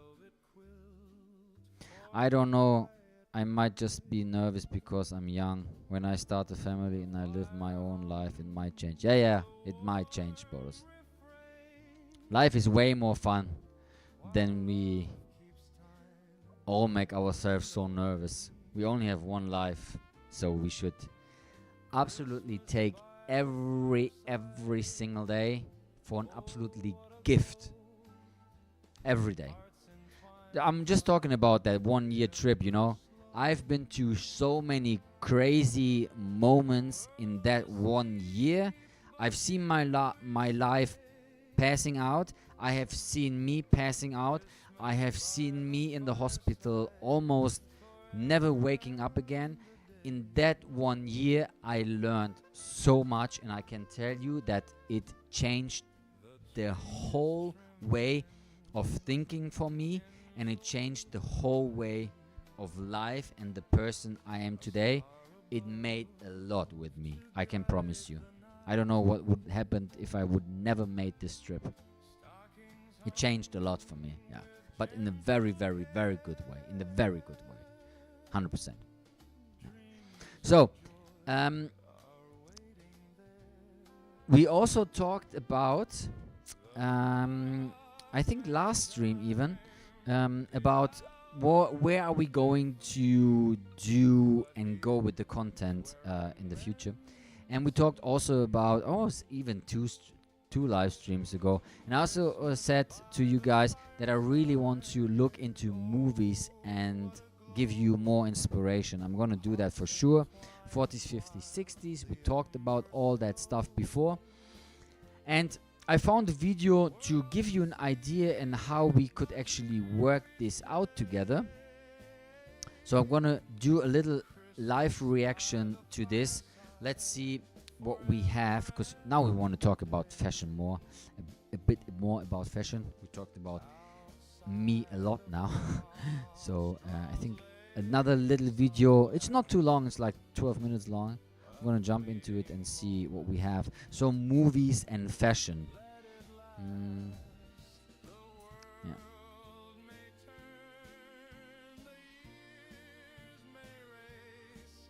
Okay, I'm gonna open that for us here. I'm gonna put it on that stream. I'm gonna do that, close the music of us. Where is the music? Okay. This is sometimes so weird. It's here. Okay. Now we are here, and then we go there.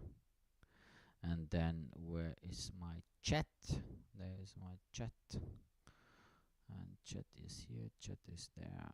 Okay. Cool. Okay. Yeah, I'm gonna press the record button. Because I'm gonna do a reaction onto this.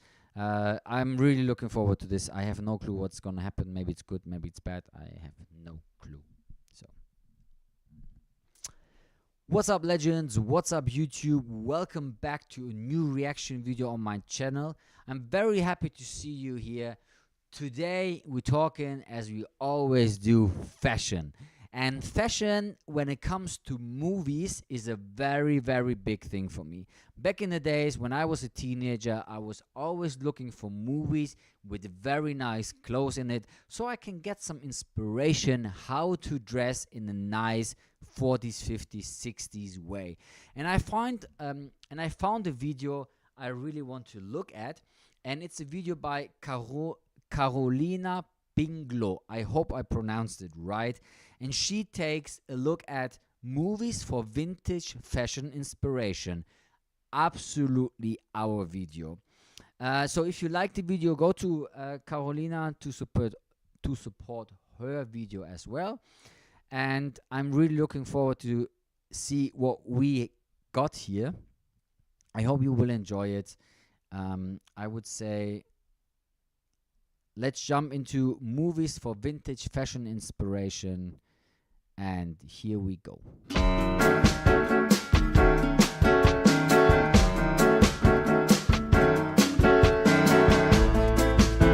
Love the beginning already.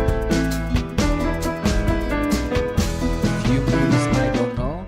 Hi guys, welcome back to my channel. Today I'm going to be doing a video that I have been wanting to do for so long. I feel like I've been talking on and off about how I want to incorporate more movies onto this channel. I love the film industry and like movie magic and just like fashion within the movie industry. I mean, hello, I'm literally sitting in a director's chair right now. Like, I just love movies in general, so I really wanted to bring that a little bit more onto this channel.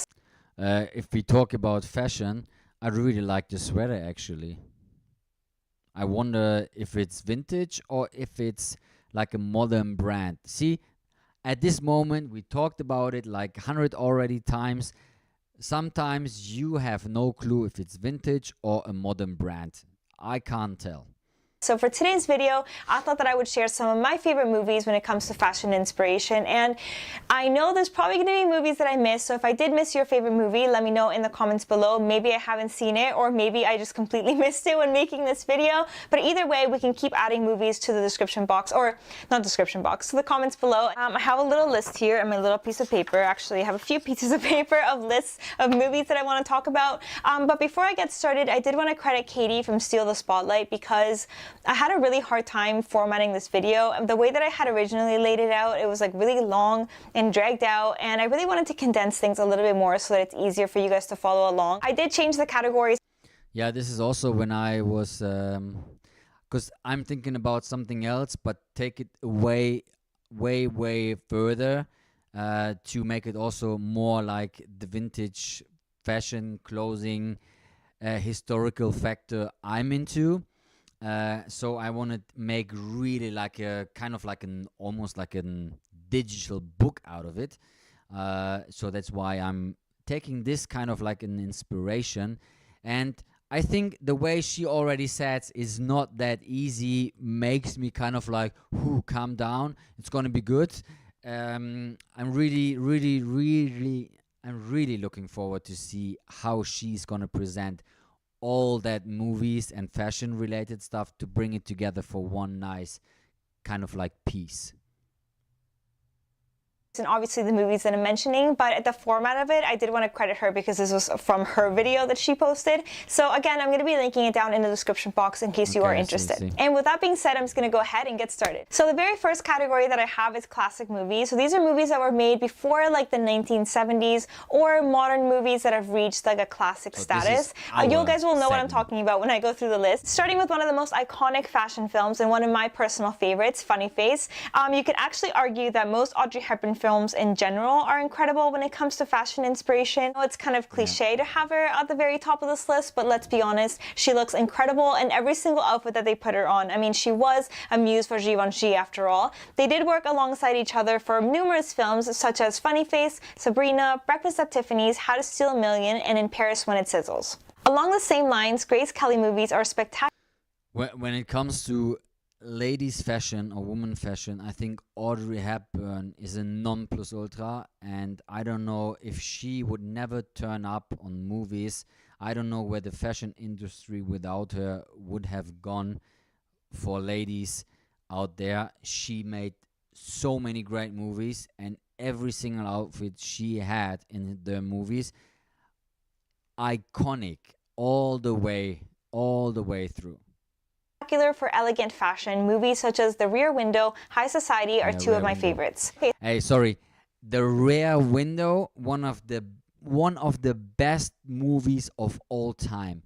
So simple movie, but when it comes to fashion and kind of like the history and also the theme of the movie is crazy. So if you wanna look at this Rear Window, I'm gonna put that in my list as well. It's in my list already.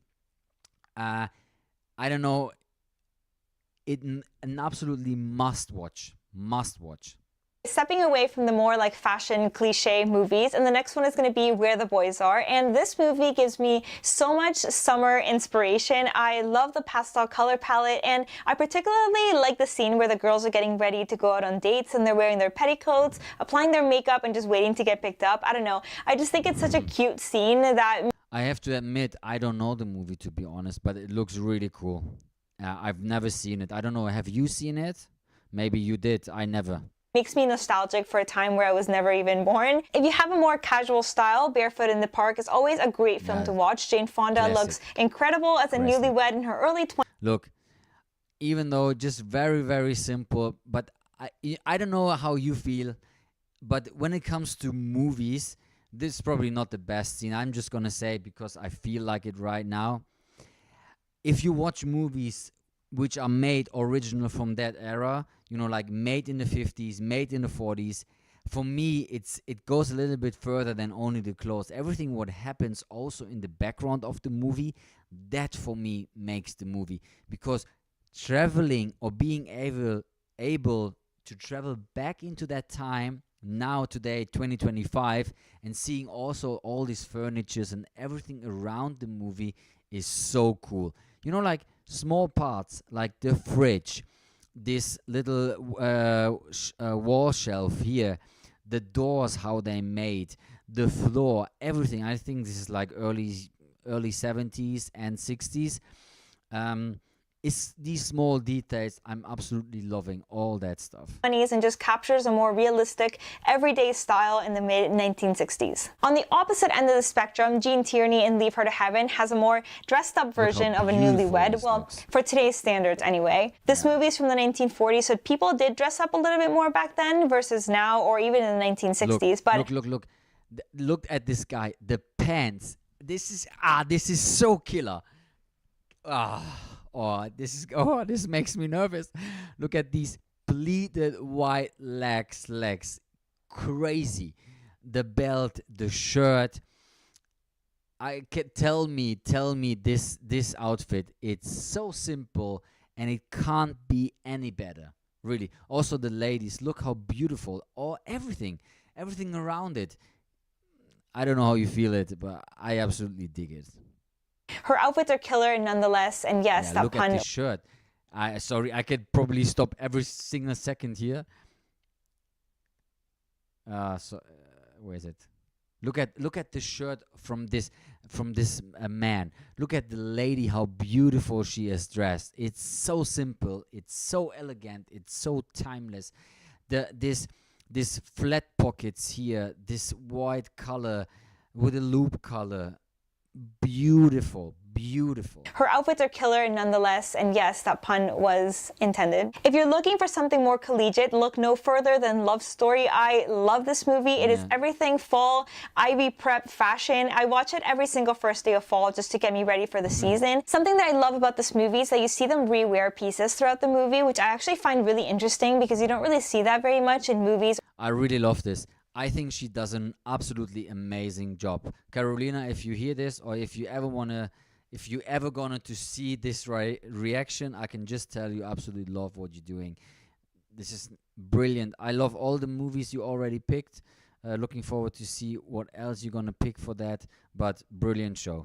Or TV shows, so just a little detail to look out for when you're watching it. Another great classic is Rebel Without a Cause. Yeah, I mean, I'm stopping again, sorry. But classic all the way through. Red jacket, white t-shirt, denim, boots. Done. Your outfit. Perfect. James Dean. Look, I mean, I can wear this in a heartbeat every single day. Nonetheless. Sometimes the easiest and best outfits are the simplest outfits you can do. Boots, denim, t-shirt, jacket, done. Nothing else. And I can tell you, every single time you're going with that outfit outside, you will feel nice, comfy, kind of like stylish. It doesn't have to be always that complicated. Don't make it too complicated. Do a simple fit. I show you. Sorry.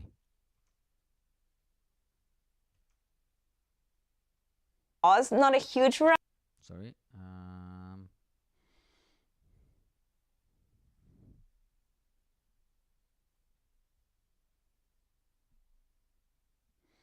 Look, simple as it is. This is what I'm doing. Doing simple stuff.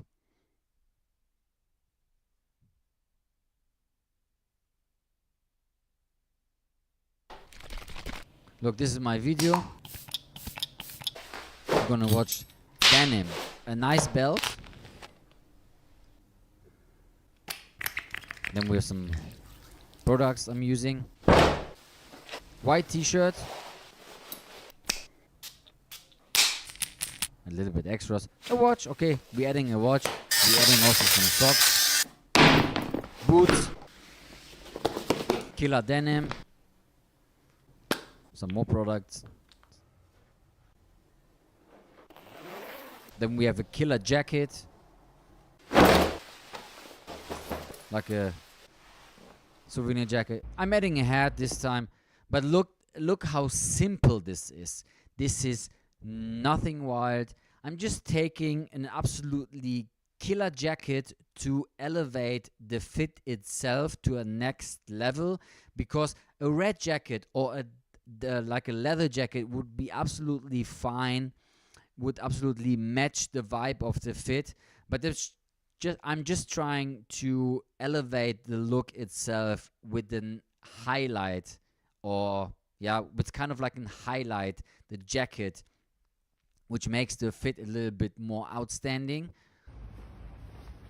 Look, just taking this as a summer or like early spring whatever fit. White t-shirts, a nice hat, denim, boots, and you're set. There's nothing else. Really, keep it simple. It's just like with food. The simple comfort food that use great ingredients and are cooked perfectly just taste the best. As it is, Max. You are absolutely right, Max. And outfit done. Look. Boot, jacket, shirt, belt, denim, boots. What else do you need? Nothing else. Nothing else.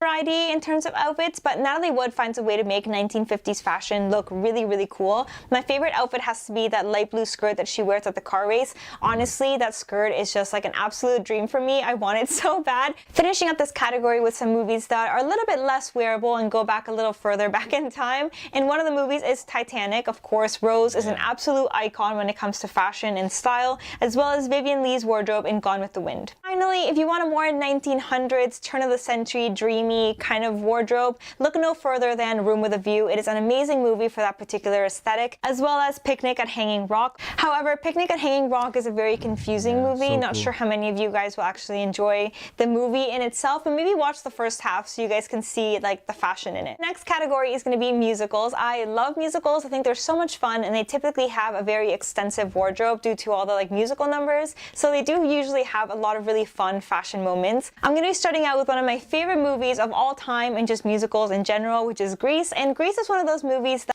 Yeah, I think Grease is also on my list, but for a different topic, not musicals. Yeah, but Grease, an absolutely all-time classic. We all should watch this, and probably we all did watch it. I did not watch it once, maybe 5 or 6 times. As she is going a little bit more into the ladies' direction, as she is a woman, I absolutely get it. But the movie she was talking about, there is also very, very cool stuff for men. So if you want to take a look a little deeper into it, if you're a man, I would highly recommend to watch all the movies she presented so far. I can just tell you, because I watched all of them almost, like the other one I didn't know. But so far, it's a must-watch. She's picking up very good stuff.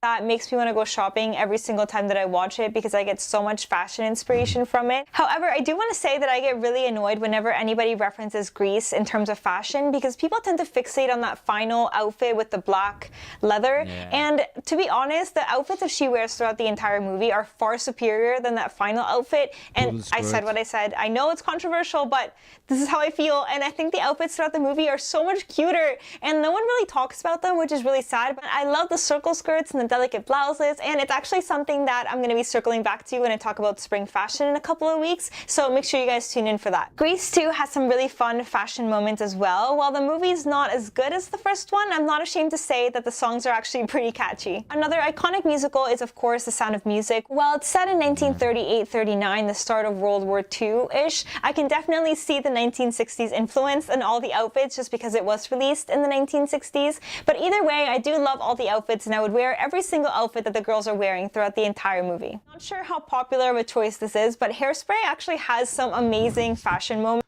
Fun fact, I think even my mom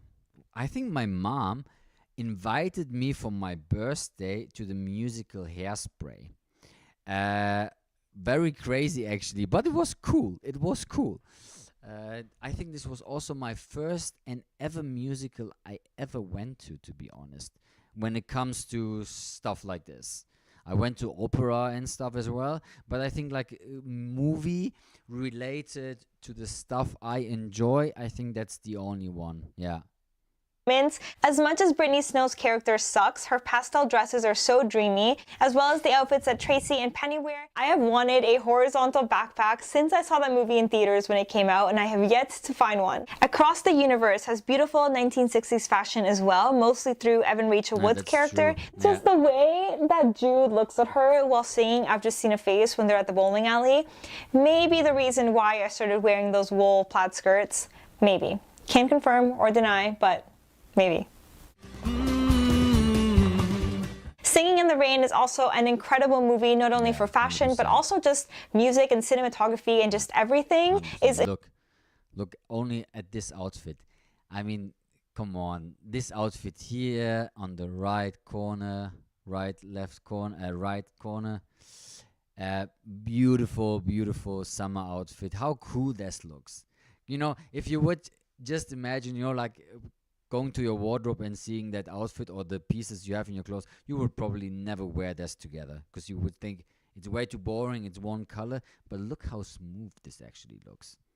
Incredible, so if you haven't seen Singing in the Rain, highly recommend. If you don't mind reading subtitles, make sure you guys check out The Umbrellas of Cherbourg. It's top tier 1960s pastel dream in a movie, from the fashion to the hair to the sets. It is just absolutely beautiful. And if you like that movie, make sure you also check out The Young Girls of Rochefort, which has a very similar style. The next category that I have are timepieces, and it goes without saying that these are movies that are set in the past. I can't attest for all these to be 100% historically accurate, but either way, I like the topics. I like how she's picking up these topics. Yeah. Love the movies. So, starting with The Notebook, Ali's 1940s style is This is, I don't know, one of the best movies of all time. Absolutely top 10. It's for the heart. That movie is for the heart. It's for the heart. It's for the soul.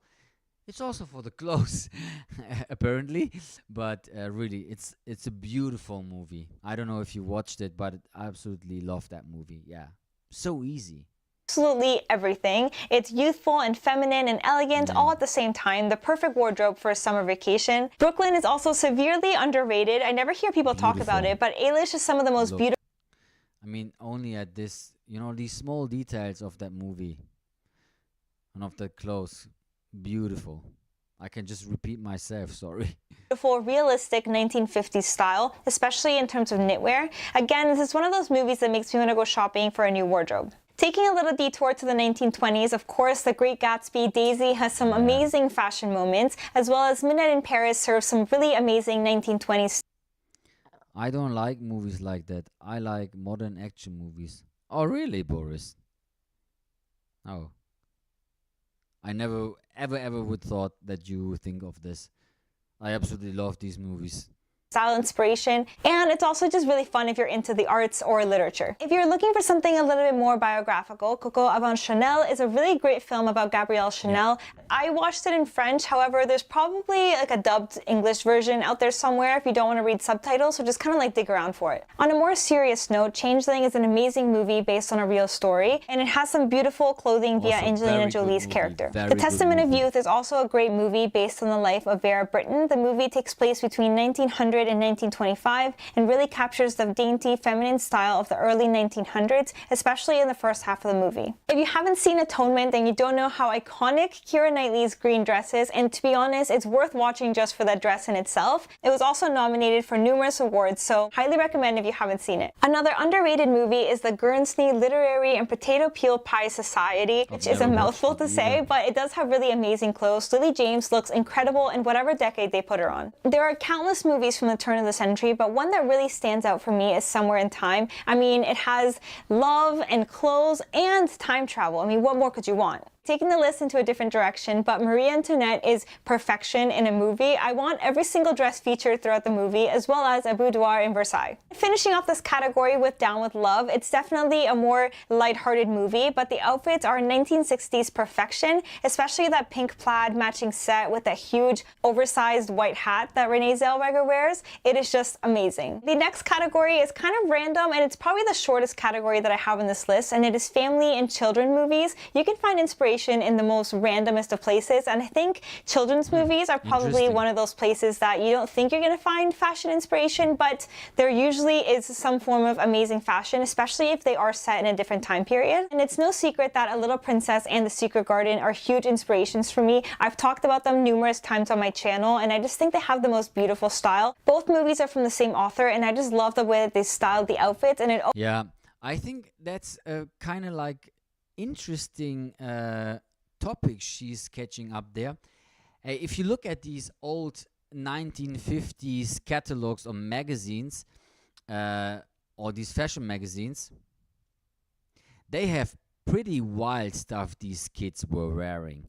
I need to see if I can find if I can find a catalog. Let's see, 1950s catalog.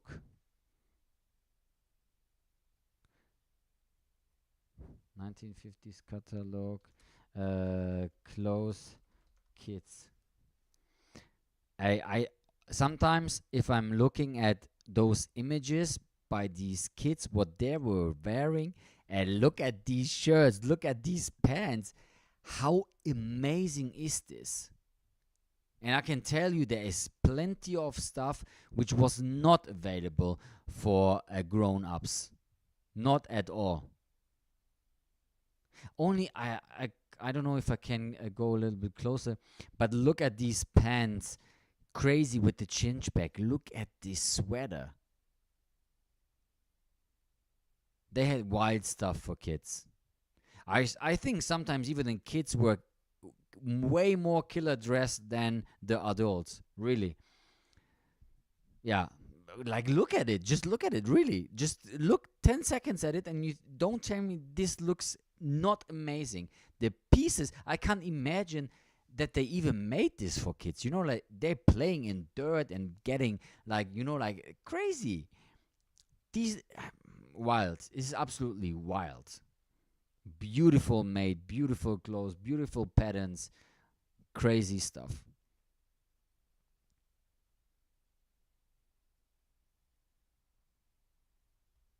Gives me so much inspiration. One of our favorite movies growing up was The Parent Trap, and in particular, one outfit that really stands out for me is the outfit that Hallie wears when she arrives in London. And go back, watch the movie, and tell me that that is not an outfit that I would totally wear, right down to the matching headband. The next movie is the only...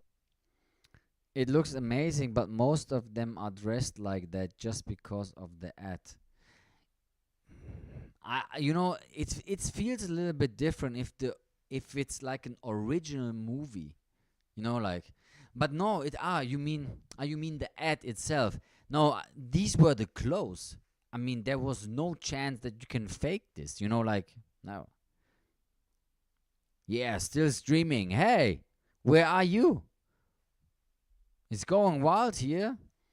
Only Christmas movie, but Miracle on 34th Street has amazing style. Both the 1947 and the 1994 version, but I'm mostly going to be talking about the one from 1994. And I know she's a child, but Susan has some of the most amazing outfits throughout the entire movie, and I would wear every single one of them. Flipped is another great movie for late 1950s fashion, and it's just a really cute movie in general. So if you haven't seen it, I highly recommend it. And the last category for this video is going to be modern movies, and for me, modern means 1990 and above. That's what I I would consider current. So this is what's going to make up this category. The first movie in this category might be a bit of an obvious choice, but I can't not mention it, and it is Clueless. Clueless is undeniably one of the most iconic, influential movies to come out in recent times, especially in terms of fashion. Every single outfit that Cher wears is iconic, from her yellow plaid matching set to the red. You know, for me, for example, these movies and these outfits and that vibe says nothing to me. Plaid outfit, which is honestly one of my personal favorites. Everything in the movie is just perfection. As much as I'm hyped about everything else what she showed, these kind of like outfits, they don't do anything with me. These leave me like absolutely cold. I don't feel anything. It doesn't make anything to me. This is, see what a big difference it makes, the years for me. Crazy. Yeah, but that's how it is. That's why we are here for the vintage stuff.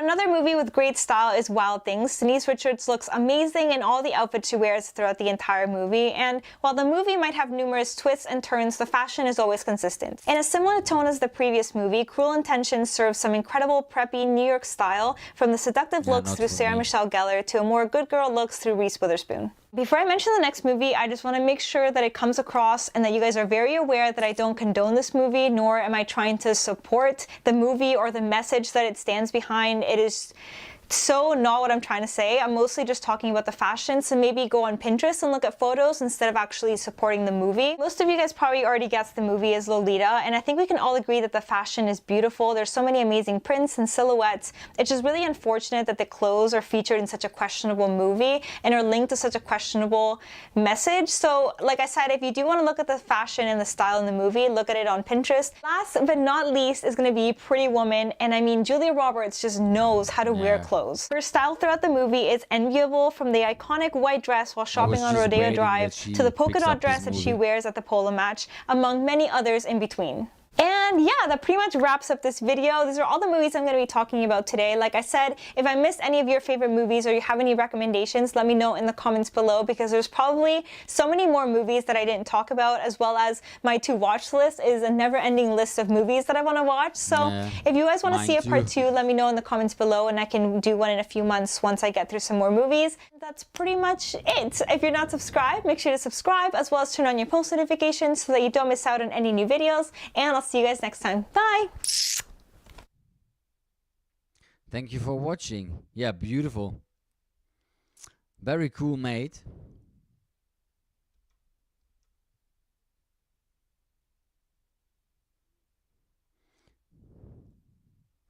So, and as always, we're going through the comments, but first of all, I'm gonna leave a like, as we always do. And let's see what the people are saying in the comment section. This was amazing. I love how there are movies that inspire fashion for different areas and even seasons. Subscribed immediately. Very cool. Very good. I've never been so early to a video that I'm a first comment, but I wanted to do the honor. Okay? What else do we have here?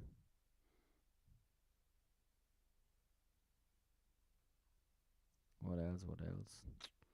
For TV fashion shows, try Timeless or Miss Fisher's Murder Mysterious Series. American Graffiti. Very good point. And Dirty Dancing. Yeah. I mean, Dirty Dancing, okay. American Graffiti, absolutely must watch. And when it comes to fashion as well, yeah. Yeah, very, very nice. You also should give Karina Binglo, I really hope I pronounce it right, sorry for that, but very cool video about movies for vintage fashion and inspiration. I absolutely loved it, to be honest. The only thing what is not really my thing is more like where she covers the modern part. It's nothing for me, but of course it has to be covered. And overall, an absolutely great short movie, on point. And as well, I'm working on my kind of like movie list. It goes a little bit further. It's kind of like different eras and different related topics. But as well, if you have the chance, please go to her page, Karina Binglo, and support her subscribe to the channel. And if you like this reaction, also give it a thumb up. And I hope you enjoyed it. And I would say I would see you for the next video. Enjoy your day and take care.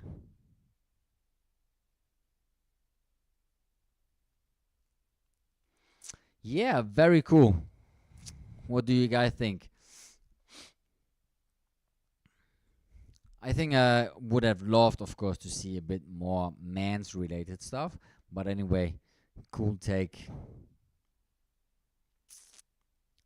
Yes, yes, yo. So what's up? A little bit more music.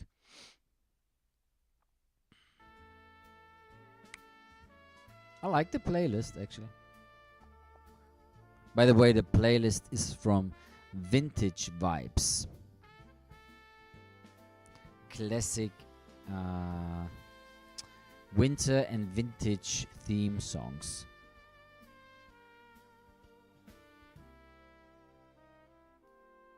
Good video. Yeah, thank you, Boris.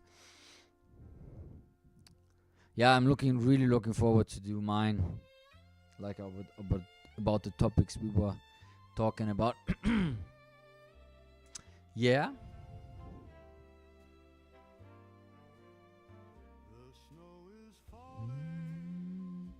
Ah, it's so beautiful.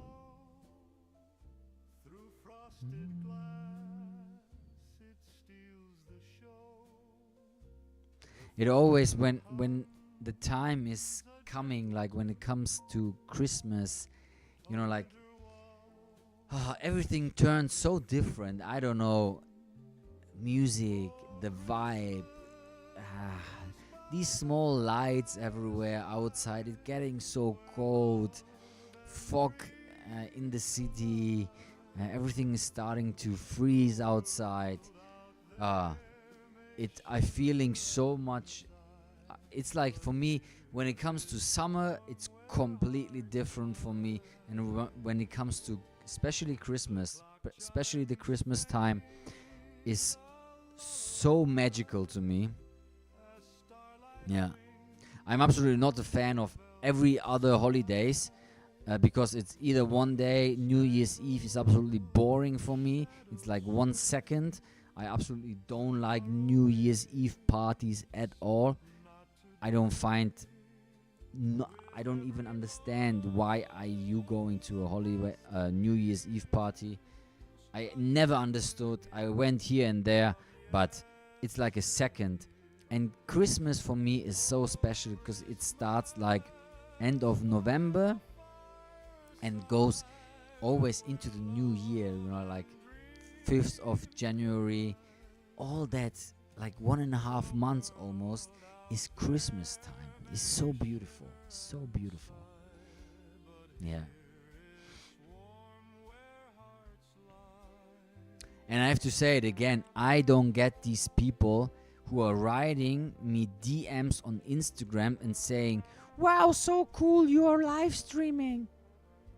Why the heck are they not here in that stream if they find it so cool?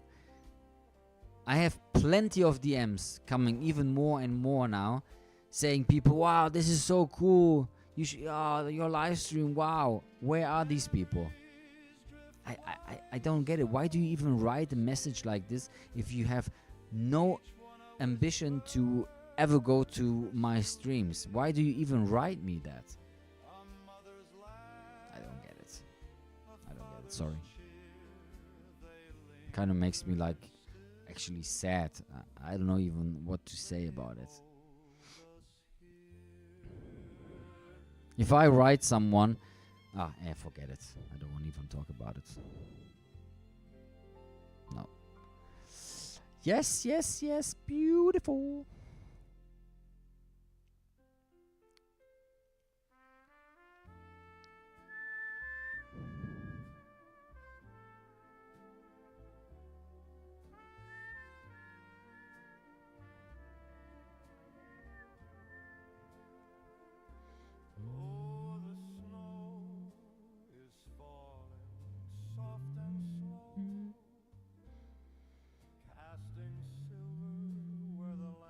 Oh, I'm enjoying the music right now, sorry.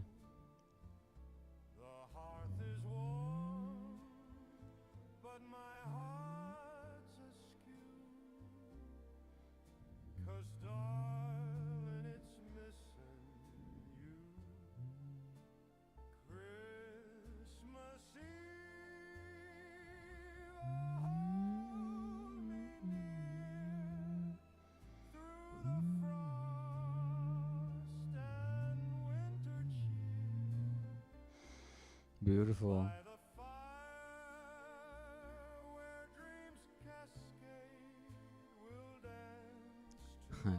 Tell them that, just that they know. Tell them what you think. Yeah. Why is that, Boris? Why does it make sense for you? Does it make sense, really?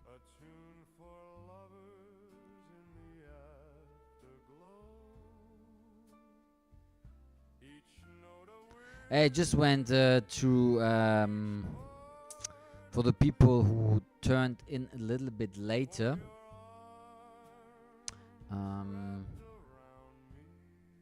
I went through Discord a little bit. Oh. Where's it at?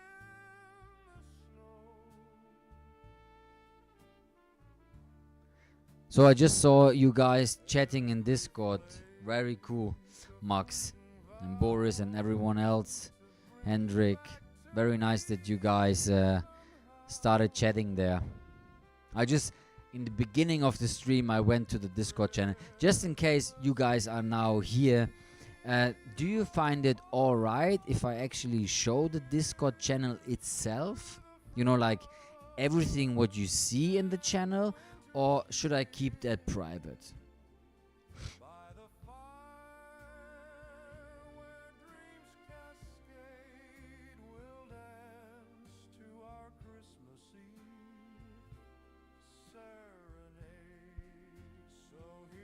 What do you think about it?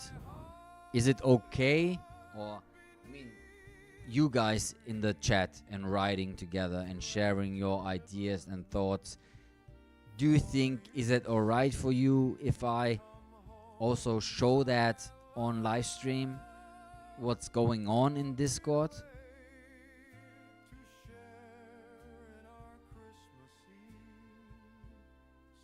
I think whatever you want, it's up to you. I don't have no problem for me here to come. Yeah, you know, the question is, like, honestly, your names and everything will be displayed. You know, I just shared the welcome and rules in the beginning of the stream. You know, I don't know if you guys want that. You can definitely show it on live stream. But you know, the problem is, Max, your last name, for example, is shown there. Is that not a problem?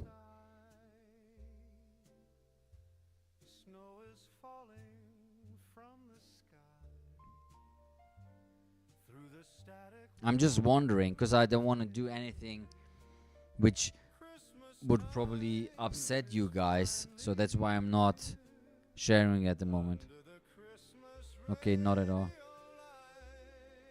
Yeah, I agree with that too, Philip. What do you mean? I just changed it on Discord, okay?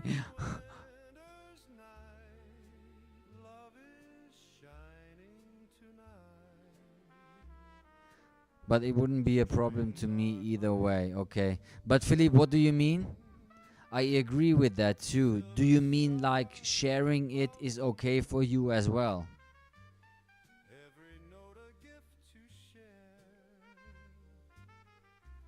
I think if you share it on IG, more people will come and follow. Hello, Richie. E-bike is what you do. To show it, I also don't have any problem if my name is in there visible. Okay, cool. So I'm gonna do that then more often, yeah. Show it or sharing it to tell fine to me. Okay, then I will do that then in the next stream. I mean, I talked about it already, but yeah. I mean, why not now? I mean, what's the problem? Okay, so then this is our Discord. Here you go. We have all topics. I said it in the beginning of the stream. If you want to join, you absolutely feel free to do that. We have plenty of stuff we can go through. Vintage Yvonne, welcome to the Legend chat. Yeah, Boris, absolutely right. I bike it what you do. I like it what you do. Hey, thank you, Yvonne. So if you like to join Yvonne, we're just talking about join our legend chat, our legend hub. We have announcement, denim talk, vintage style talk, everything else.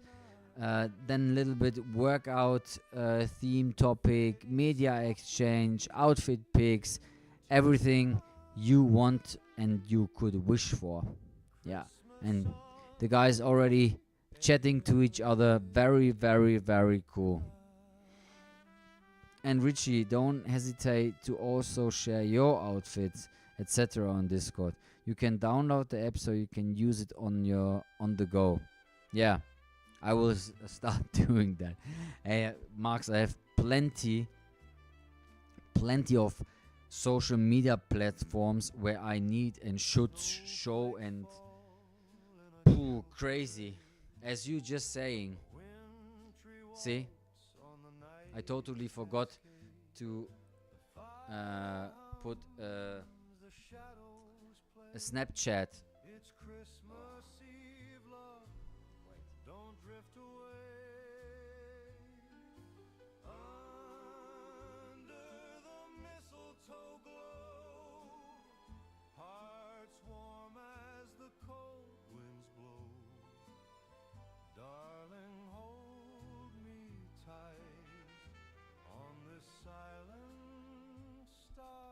Because on Snapchat I'm also posting.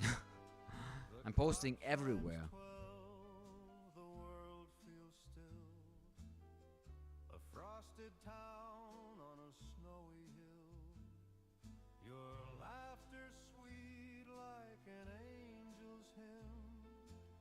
And actually I'm showing even more on Snapchat than on my Instagram story, to be honest. It's way more, how do you say that? Way more real-time stuff.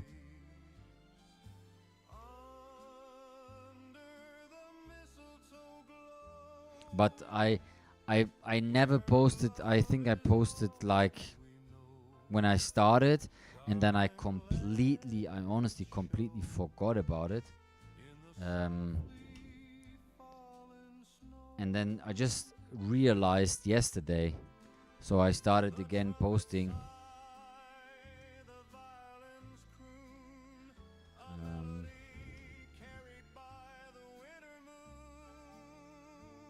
No, wait. Where is Snapchat? Maybe I can show it.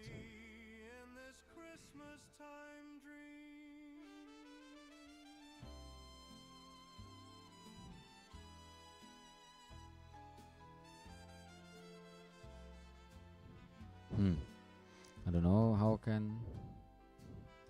if I can show this. I don't know. Where is it? I see everything, but I don't see Snapchat.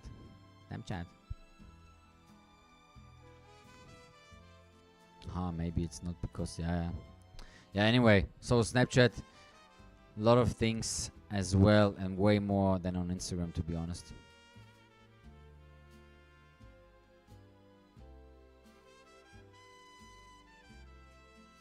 Why it's a black screen? I can see you for some reason. Are you? It's not black screen. Hello. I'm not black screen. I'm here.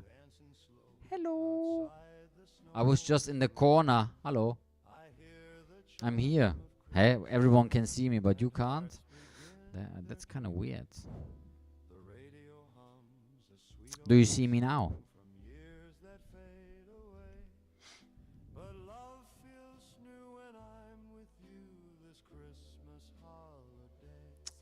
I never did in anything black screen here.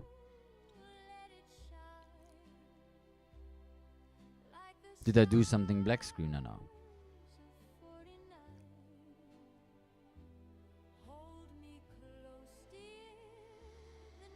Yeah, guys. Wow, we have been again online for 4 hours. Oh, I've been sitting here for.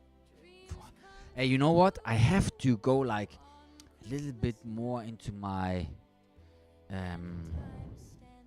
workouts. I have to get up and do some fitness. Yeah, your display is broken, Yvonne. Good. Good to know. Thanks, Philip. Mine is, I was just wondering if I'm really like black screen. I'm talking to no one the whole time. Hey, if my back is back again. Yeah, back again. No, if my back is better again, I'm gonna do some stretching, some pull-ups, you know, like push-ups and everything here on my live stream, so I don't get old and like cranky sitting here 4 or 5 hours. So yeah, I don't know, this might be a fun thing to do just in between, you know, like talking like 1 hour, 2 hours, and then doing like, let's say 20 push-ups and then back, and everything, you can see everything in the back, because there's plenty of stuff here, plenty of space here, you know, here, plenty. I can do everything here.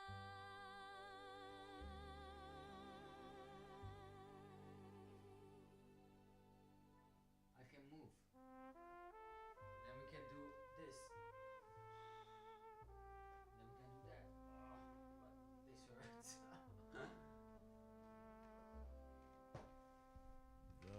Yeah, I'm gonna do that when my back is better. Not now. Yeah. Hey, legends, it's been an absolutely pleasure again. Now I can see you, Suave. Good to see you. But we have been here for 4 hours, over 4 hours live streaming. And I think for me, it's time to make some dinner now, or soon. Will take a few seconds to get it and eat it. But around 6 o'clock, I'm gonna have dinner. Oh, and my back really hurts sitting that long. Funny enough, standing is way better than sitting. Very good that I'm live streaming sitting. Maybe when everything develops over the time, I'm also trying to make it like standing. If this could be possible one day, I don't know. But anyway, for now it's absolutely perfect, and I'm absolutely happy to do that. Yeah, soon, Boris. Just in a few seconds. Guys, legends, again, thank you from the bottom of my heart. You are all amazing. Thanks for spending hours and hours with me, honestly. You know, I hope you know how grateful I am to have you here with me. I told you already a few times, and so far we are always the same people here, which makes me absolutely happy, and I'm hoping that there will be a few more people finding our legend live stream here to join and have a great time with us and share and care for each other. Gotta get up and stand up this. Yes, yeah. So bye, Richie. I hope you have a fantastic evening, fantastic Monday, and see you next live stream. Thank you, Boris. Absolutely same for you. Thank you also, Max, and everyone, Felipe, and who was here again? Theo was here also. Hendrik was here for a few seconds as well. Thank you so much again, David, for everyone who joined. You guys are absolutely amazing legends. Thanks for spending your free time with me. Honestly, it's been a blast and absolutely crazy live stream again. Thank you. See you soon, Richie. That was cool. Thank you, Theo. Have a good evening, Richie. See you all soon. Much love to every legend. Thank you from the bottom of my heart. I wish you all the best, and I see you Instagram, Snapchat, YouTube, TikTok, live stream, you name it. I'm coming after you. I see the glow